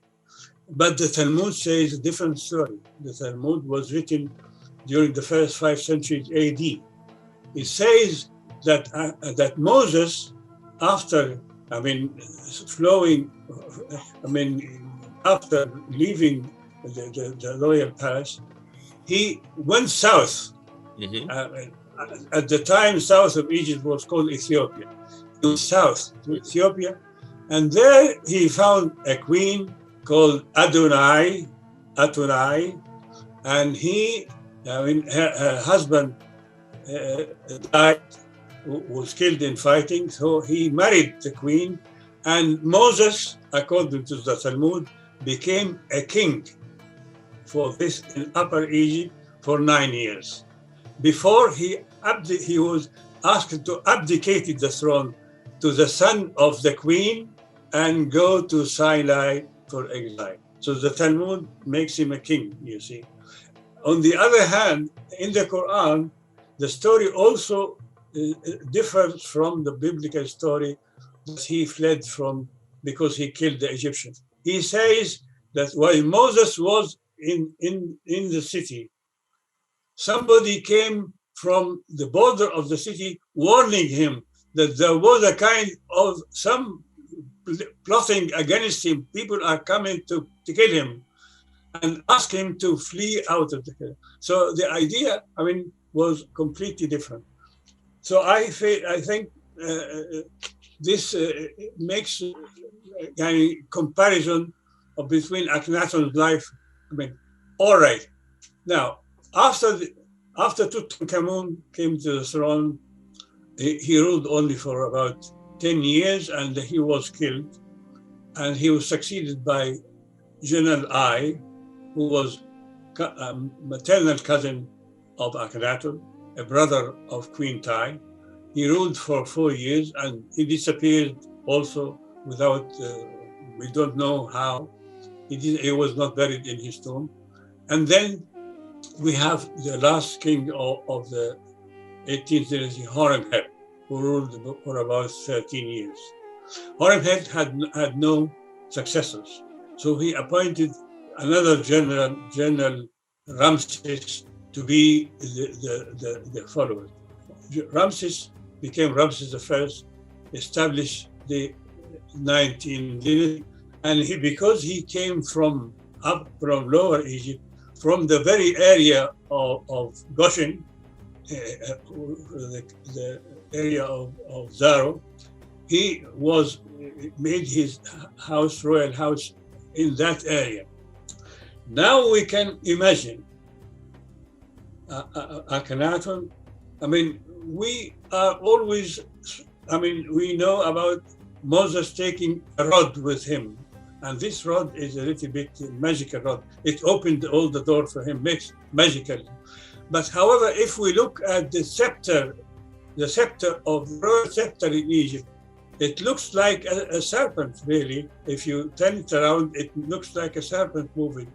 And if you have a scepter of royal scepter, how come a Bedouin guy coming from Sinai come and be allowed to enter, not only to enter the royal palace and encounter the Pharaoh himself, but the Pharaoh, instead of putting him in prison or killing him, he asks him to wait until he gets the priesthood, the priest to judge between the two of them. And according to the story, again in the Quran here, when the priest saw the scepter of Moses, they bowed to him, accepting his authority, and Pharaoh had to kill them because of that. You see, so the whole idea is really, if you put it in historical terms, we find in the life of Akhenaten the same story of Moses. I believe that the idea, the concept of a ruling God, of a powerful God, is the concept developed together with the concept of the ruler. In a small society, it's the head of the society, the chief of the tribe, the head of the town, the ruler of a country, represents the God, the image of a God in heaven. But it was during the 18th dynasty, for the first time in history, that Moses III established a great empire between the sources of the Euphrates in northern Syria and northern Sudan, you see. This was at the time, this was the known land of civilization at the time. This was all the land of civilization at the time. So, Akhenaten, in his background, must have thought, if I am not the legitimate son of Amun, but Amun is the ruler of Egypt, in whose name is the king of Egypt ruling the northern country and the southern country? And this brought him to the idea there must be a kind of a universal God, the God of all the lands, not only of Egypt. And that's why he said, Aton, in his own writing, he said, Aton is a God not only for Egypt, but also for the lands of the north and the lands of the south. It's a universal God. So he challenged the priesthood, said, I am not the son of Amun. Who is Amun? I am the son of Aton, who is the ruler of all the universe. This is the concept, yeah. It only, not the only thing he got it from the Hebrew side, from the Israelite side, is that the Israelite Patriarchs did not have an image, a statue of their God. So his God had no image. Yeah, but he's a universal God. This is his own concept. Of all mankind. Now, the next question is, Moses of the Bible is known as the lawgiver. The book of Exodus, the book of Deuteronomy are full with places where there are specific laws of worship, laws of eating, laws of believing, laws such as circumcision, are all how to give the offering in the temple.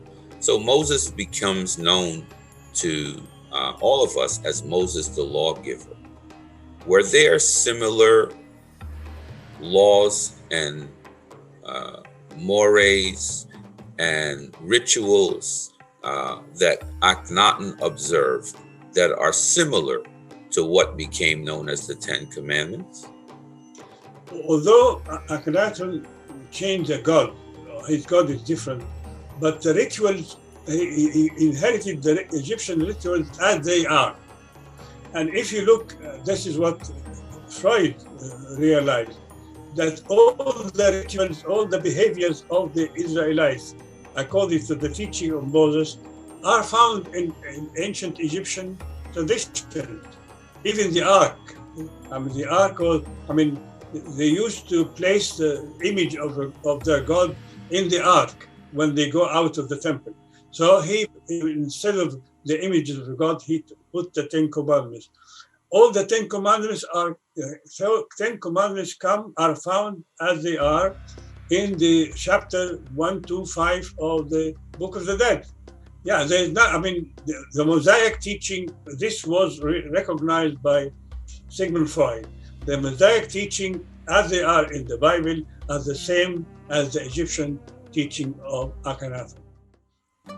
One of the most fascinating ideas that we inquire about as human beings is the idea of our relationship with God.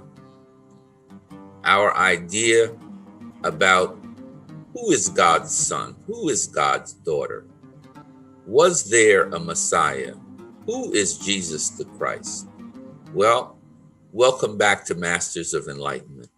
Today, Dr. Ahmed Osman will explore this concept of a messianic redeemer, this concept of a son of God with us, and share with us his own views about this idea of a Messiah with us.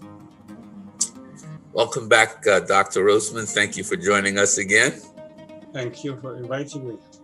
I am so happy to be at this place in our conversation, especially at this time of the year. Everyone has their own reflections about the Messiah. In fact, the famous composer Handel has a very famous symphony called Handel's Messiah. So everyone is in the spirit of this time of the year.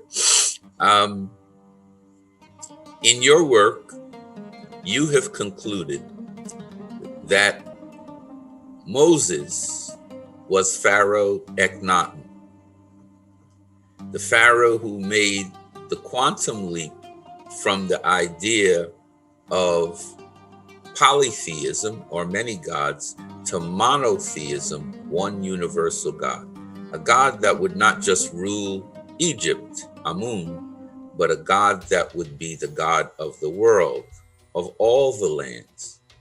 And Akhenaten, Moses, the lawgiver, in your view, had a son. This son is Pharaoh Tutankhamun.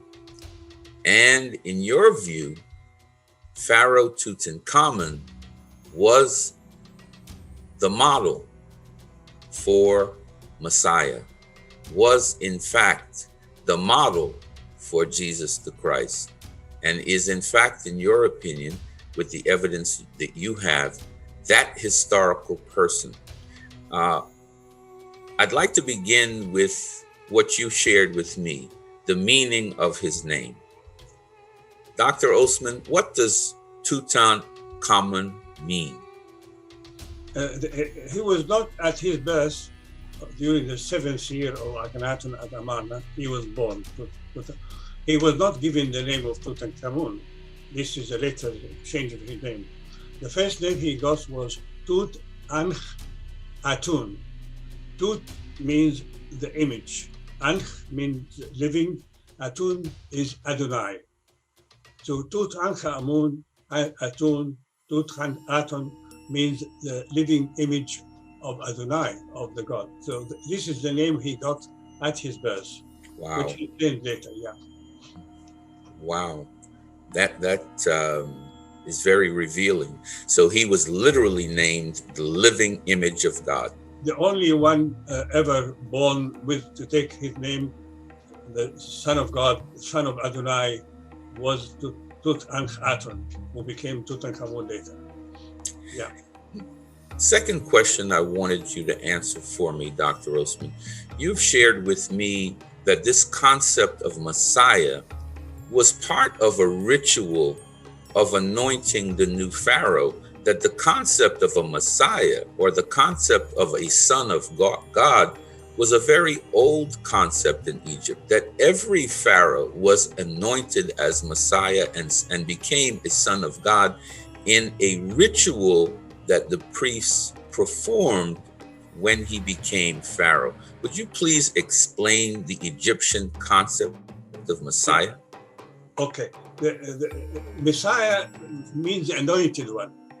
And the ancient Egyptians at the time of, when the king, put in the throne, he goes through some different rituals. One of them, they will anoint his phallus with the fat of the crocodile. In Upper Egypt, in Aswan and so on, there were crocodiles in the Nile. And they believed that the fat of crocodile can give sexual power and good, healthy descendants and so on. So, and after going through this ritual, the new pharaoh takes the title in hieroglyphic written with two crocodiles. And the crocodile in Egyptian is called Meseh. And the Egyptian had the dual and the plural. And the dual, crocodiles becomes Messiah, which is the word Messiah. So the Messiah is the anointed king. And as for the birth, it's a different ritual. The birth is before coming to the throne, when he's born, because his father, the Pharaoh, his father, the Pharaoh, will have to, before going to bed with his wife, has to go to the temple and be purified by holy water. And then, the priest will make some rituals and chants and so on, asking for the spirit of Abun to dwell in the king's body. And when this happened, they believe this happened, they send him to his wife. So the birth, the boy begotten from this birth is a son of God spiritually and the son of the king physically. This is the idea. The Messiah, when he comes to the throne, is anointed with the fat of a crocodile. But this is every king, every anointed one. However, the idea of a Redeemer Messiah is a different thing. A Redeemer Messiah is only one. We have many kings, old kings of Egypt from the 18th dynasty, not before that. All kings of Egypt, we look at them as a Messiah, anointed. But the Messiah Redeemer is a different thing altogether, because they think, humans, even in Egypt, only rich people and kings and who could afford to buy the Book of the Dead and view with the mummification process and build a tomb built in rocks and so on. Not everybody was able to attend this. So not everybody had the right for eternal life, although Osiris came back from the dead, that this was only possible for rich people. Millions of ordinary people had no right for the second life. So the redemption comes when a king Messiah rules and his people kill him, and his people reject him and kill him, but his followers believe that he has risen from the dead. This is not a historical event. Nobody saw Jesus risen from the dead, really, in realistic terms. But if you could believe, if you can for a moment believe that a dead person, the dead king, has risen from the dead, then you have seen something different by your third eye. You have recognized at that very moment that within you there is a spiritual power that cannot die, that an eternal power is within you and is part of the universal God. So there and then, you don't have to go through, you have been resurrected, you have gained the eternal, and this is salvation. This is a Messiah Savior. He saves humans when he helps them to recognize the spiritual, the godly, heavenly spiritual power within them that makes them eternal like God, like himself. Believe in me and you will never die. You are the children of my Father. You see, not only him, everybody has the same spirit. That is a quantum leap forward, the Messiah Redeemer. You believe that Tutankhamun is that Messiah Redeemer, and you shared with me images in his burial chamber that reflect the concept we have heard in the Christian doctrine of God in three: Father, Son, and Holy Spirit. Dr. Osman, would you share with us, share with our audience, this image in Tutankhamun's burial chamber, what it means, and what your thoughts of this 3-in-1 concept, this trilogy? In the tomb of Tutankhamun, we have the gospel story there drawn on the back wall. We have the wall divided into 3 sections. The first section on the right shows us Tutankhamun as mummified Tutankhamun standing in the position standing, and I, the king who succeeded him,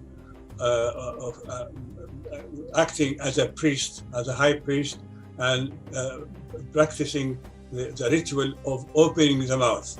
Opening the mouth in the Egyptian tradition is when the person is mummified, he has to be allowed to speak. To come back from the dead and speak. So they make this opening mouth, and then at that time the priest would shout and say, Osiris has risen from the dead. So this is the rising of Tutankhamun. Now, in the middle scene, we have Tutankhamun, not an Osiris again, not the mummy, ordinary Tutankhamun, reaching heaven and being welcomed by the goddess Nut, which is the goddess of heaven. You know, in Christ's story, it's supposed that after 40 days, he was taken up to heaven. And this is the second scene. The third scene on the left have 3 figures. All the 3 figures representing Tutankhamun. Tutankhamun in 3 figures. The very left one representing him as an Osiris, with a green face and Osiris. The middle one facing him representing Horus, the son of Osiris. So he's the father and the son. Behind Horus is the third image representing Ka, the spirit, holding the 3 holding each other. The 3 are representing the same person, Tutankhamun, but he is Tutankhamun the father, Osiris. He's Tutankhamun the son, Horus. He's Tutankhamun the Ka, spirit. 3 in 1.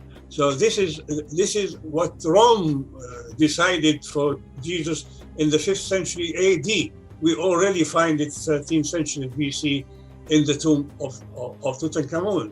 The 3 everything. He's resurrected, he's taken to heaven, and he is representing 3 in 1, the Trinity of Christ. Now, if Tutankhamun who was a son of Akhenaten, was the Messiah, then we should have, in the biblical account, some mention of him, contemporary with Moses. So in Sinai, at the time when Moses, in the book of Exodus, in Sinai, we have a character called Joshua, the son of Nun. He doesn't appear all the time. He's not there all the time with the Israelites, but he is there sometime. And he is there as, the second one to Moses, who Moses says that he will be succeeding me. Moses introduces him to the Israelites as his successor. He will be the leader after him. Now, this is not could not be an ordinary person who comes and, Moses himself said he will succeed me as your leader. You see, because also we see him, when Moses went up the mountain to get the Torah, and while he was absent, the Israelites were worshiping the golden statue. We know from the book of Exodus that when Moses was coming down from the mountain after receiving the Torah, the tablets, he was accompanied by Joshua. So Joshua was on the mountain with him when he received the 10 Commandments, and they came together. So he was very close. Not only that, there was something in the camp of the Israelites near the mountain. There was something called the tent of meeting. The tent of meeting was a very special place. Not everybody can enter it except Moses himself. Because when Moses gets to the tent of meeting, all the Israelites wait outside for him to come out, and they worship. Because inside the tent, he speaks to the Lord directly. That's what the book of Exodus, chapter 33 speaks. They speak in the tent of meeting. He speaks to God directly. And with him is one person, Joshua, the son of Nun. Only Joshua. And when Moses comes out, Joshua, the son of Nun, remains in the tent of a meeting where God speaks to Moses. Who was speaking to God? Which God was speaking? It is. It is this Joshua, the son of Nun. As you know, Nun means in Hebrew means a fish, and the fish was the first sign of Jesus before the cross. He's the son of Nun. Who is that Nun? Who son of the fish? You see, if you think of the first translation of the Hebrew Bible into Greek in the 3rd century BC to be put in the Alexander Library, the word Joshua became translated as Iossos in Greek.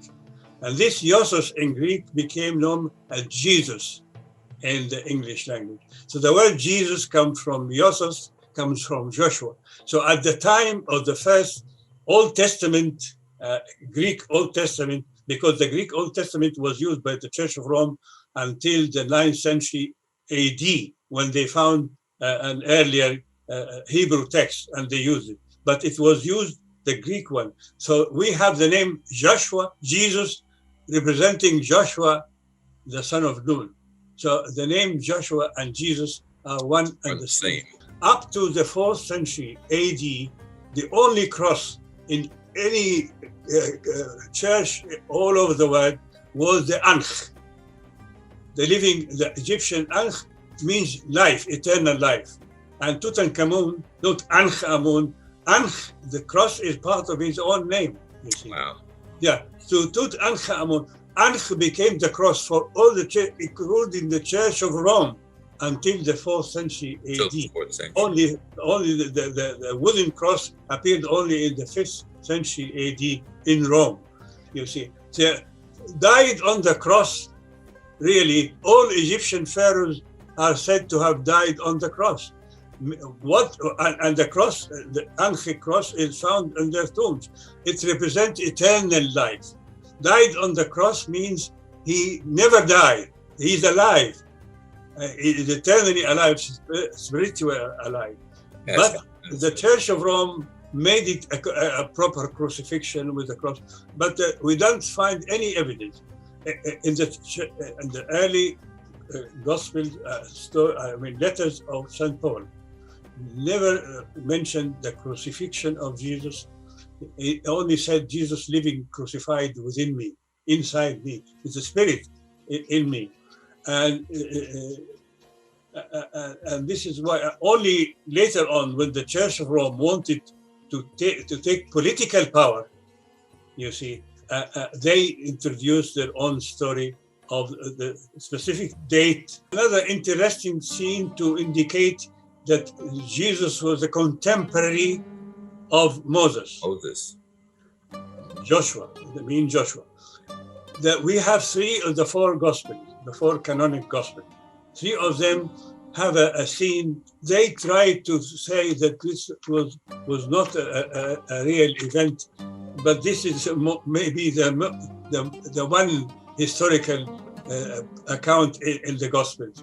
When they say that 3 of the disciples, Jesus' disciples, Peter and 2 others, went with Jesus to a mountain, and they climbed the mountain, and on top of the mountain, Jesus met Moses on the top of the mountain. This is in the Gospel, in the canonic Gospels. 3 Gospels talk about a meeting on the top of the mountain, witnessed by 3 of his followers. And he said, and they heard the sound saying, "This is my son, listen to him." You see, so I think Jesus. I think that was a real event. Yeah. I'd like to finish this very powerful part of our conversation with the meaning of salvation, because this time of the year, all around the world, people are thinking about their relationship to God, this time of communion, this time of salvation. I want to close this discussion with the concept of resurrection, of returning to. Now, there are symbols all over the world. The world calls them obelisks. These are all symbols of resurrection, as you've shared with me. The concept of resurrection in Egypt is not a new one, is it? All these obelisks are the risen god, Osiris, are they not? Yeah, of course. But if we go to the tradition of the holy books, the Abrahamic holy books, they believe that Adam and Eve were created by God in paradise, in the Garden of Eden, to live there eternally, like God Himself, with God. But they committed a sin when they made sex, and they had to be driven out of the garden, and they have to die because they have committed a sin. They no longer. So they lost their spiritual element, and they had to die, and this is the death for eternal, no resurrection. But the modern idea of salvation in the death of Jesus Christ is that when he was killed for sure, he was killed on the cross. He was not crucified. He called on the cross means he was killed, but spiritually alive. I mean, he remained alive. His name, he was born on the cross of eternal life. So he was killed, and his people who believed in him believed in his resurrection. This is not a historical event. Nobody ever saw anybody rising from the dead. But if you can, humans are not just five senses. They have other senses. They have other feelings. If you can believe yourself that he has been risen from the dead, then your third eye has been reopened. You have seen the power of God within you. You have seen the Spirit of the Lord within you. So you are there and then eternal. You have been crucified on the Anch. You have been eternal, and this is salvation. So everybody becomes Christ. Everybody believe in me and you will never die. You are the children of my Father. This is salvation, real salvation, that man will believe that the power, the energy and the power of the Lord is within you. Death is not the end of the world because you live eternally with God. This is the salvation of Jesus Christ. The spiritual salvation. Yes. So thank you so much, Dr. Osman. For those of you who've been on this journey with us, we thank you so much for opening your mind, and Dr. Osman would say your third eye. You should not be alarmed, frightened, or even angered by the revelation of a scholar, as someone who has spent their life thinking about these concepts. The information that you have received in this series of Master of Enlightenment from Dr. Ahmed Osman, it simply sets forth his work, his thought process, and his evidence for why we should look at the biblical David, the biblical Solomon, the biblical Moses, the lawgiver, and the biblical Jesus, the Christ, the Messiah Redeemer, with our own eyes. And maybe if we look with an open mind, we may find that these individuals walked the earth, lived among men, created the first global empire, ruled that empire under Solomon the Wise, or Amenhotep III, with wisdom, created a governmental system of collecting taxes, divided into 12 districts, traded with the world, and brought forth a concept of a universal God. And that God, having as its desire communion with man, and the embodiment of this communion with man, lived with Moses the lawgiver, Akhenaten, and his son, Tutankhamun, or as Dr. Osman taught us, Tutankhaten, the one God. And they walked this earth and they left for us this legacy, and this legacy was real and not fiction. We should look again at this gift from the Golden Empire, the 18th dynasty of Egypt. And we thank Dr. Osman for helping us to look a second time from a historical perspective and make these biblical characters come to life. Thank you for joining us in Masters of Enlightenment, and we thank Dr. Osman for his work in this area. Thank you. Thank you.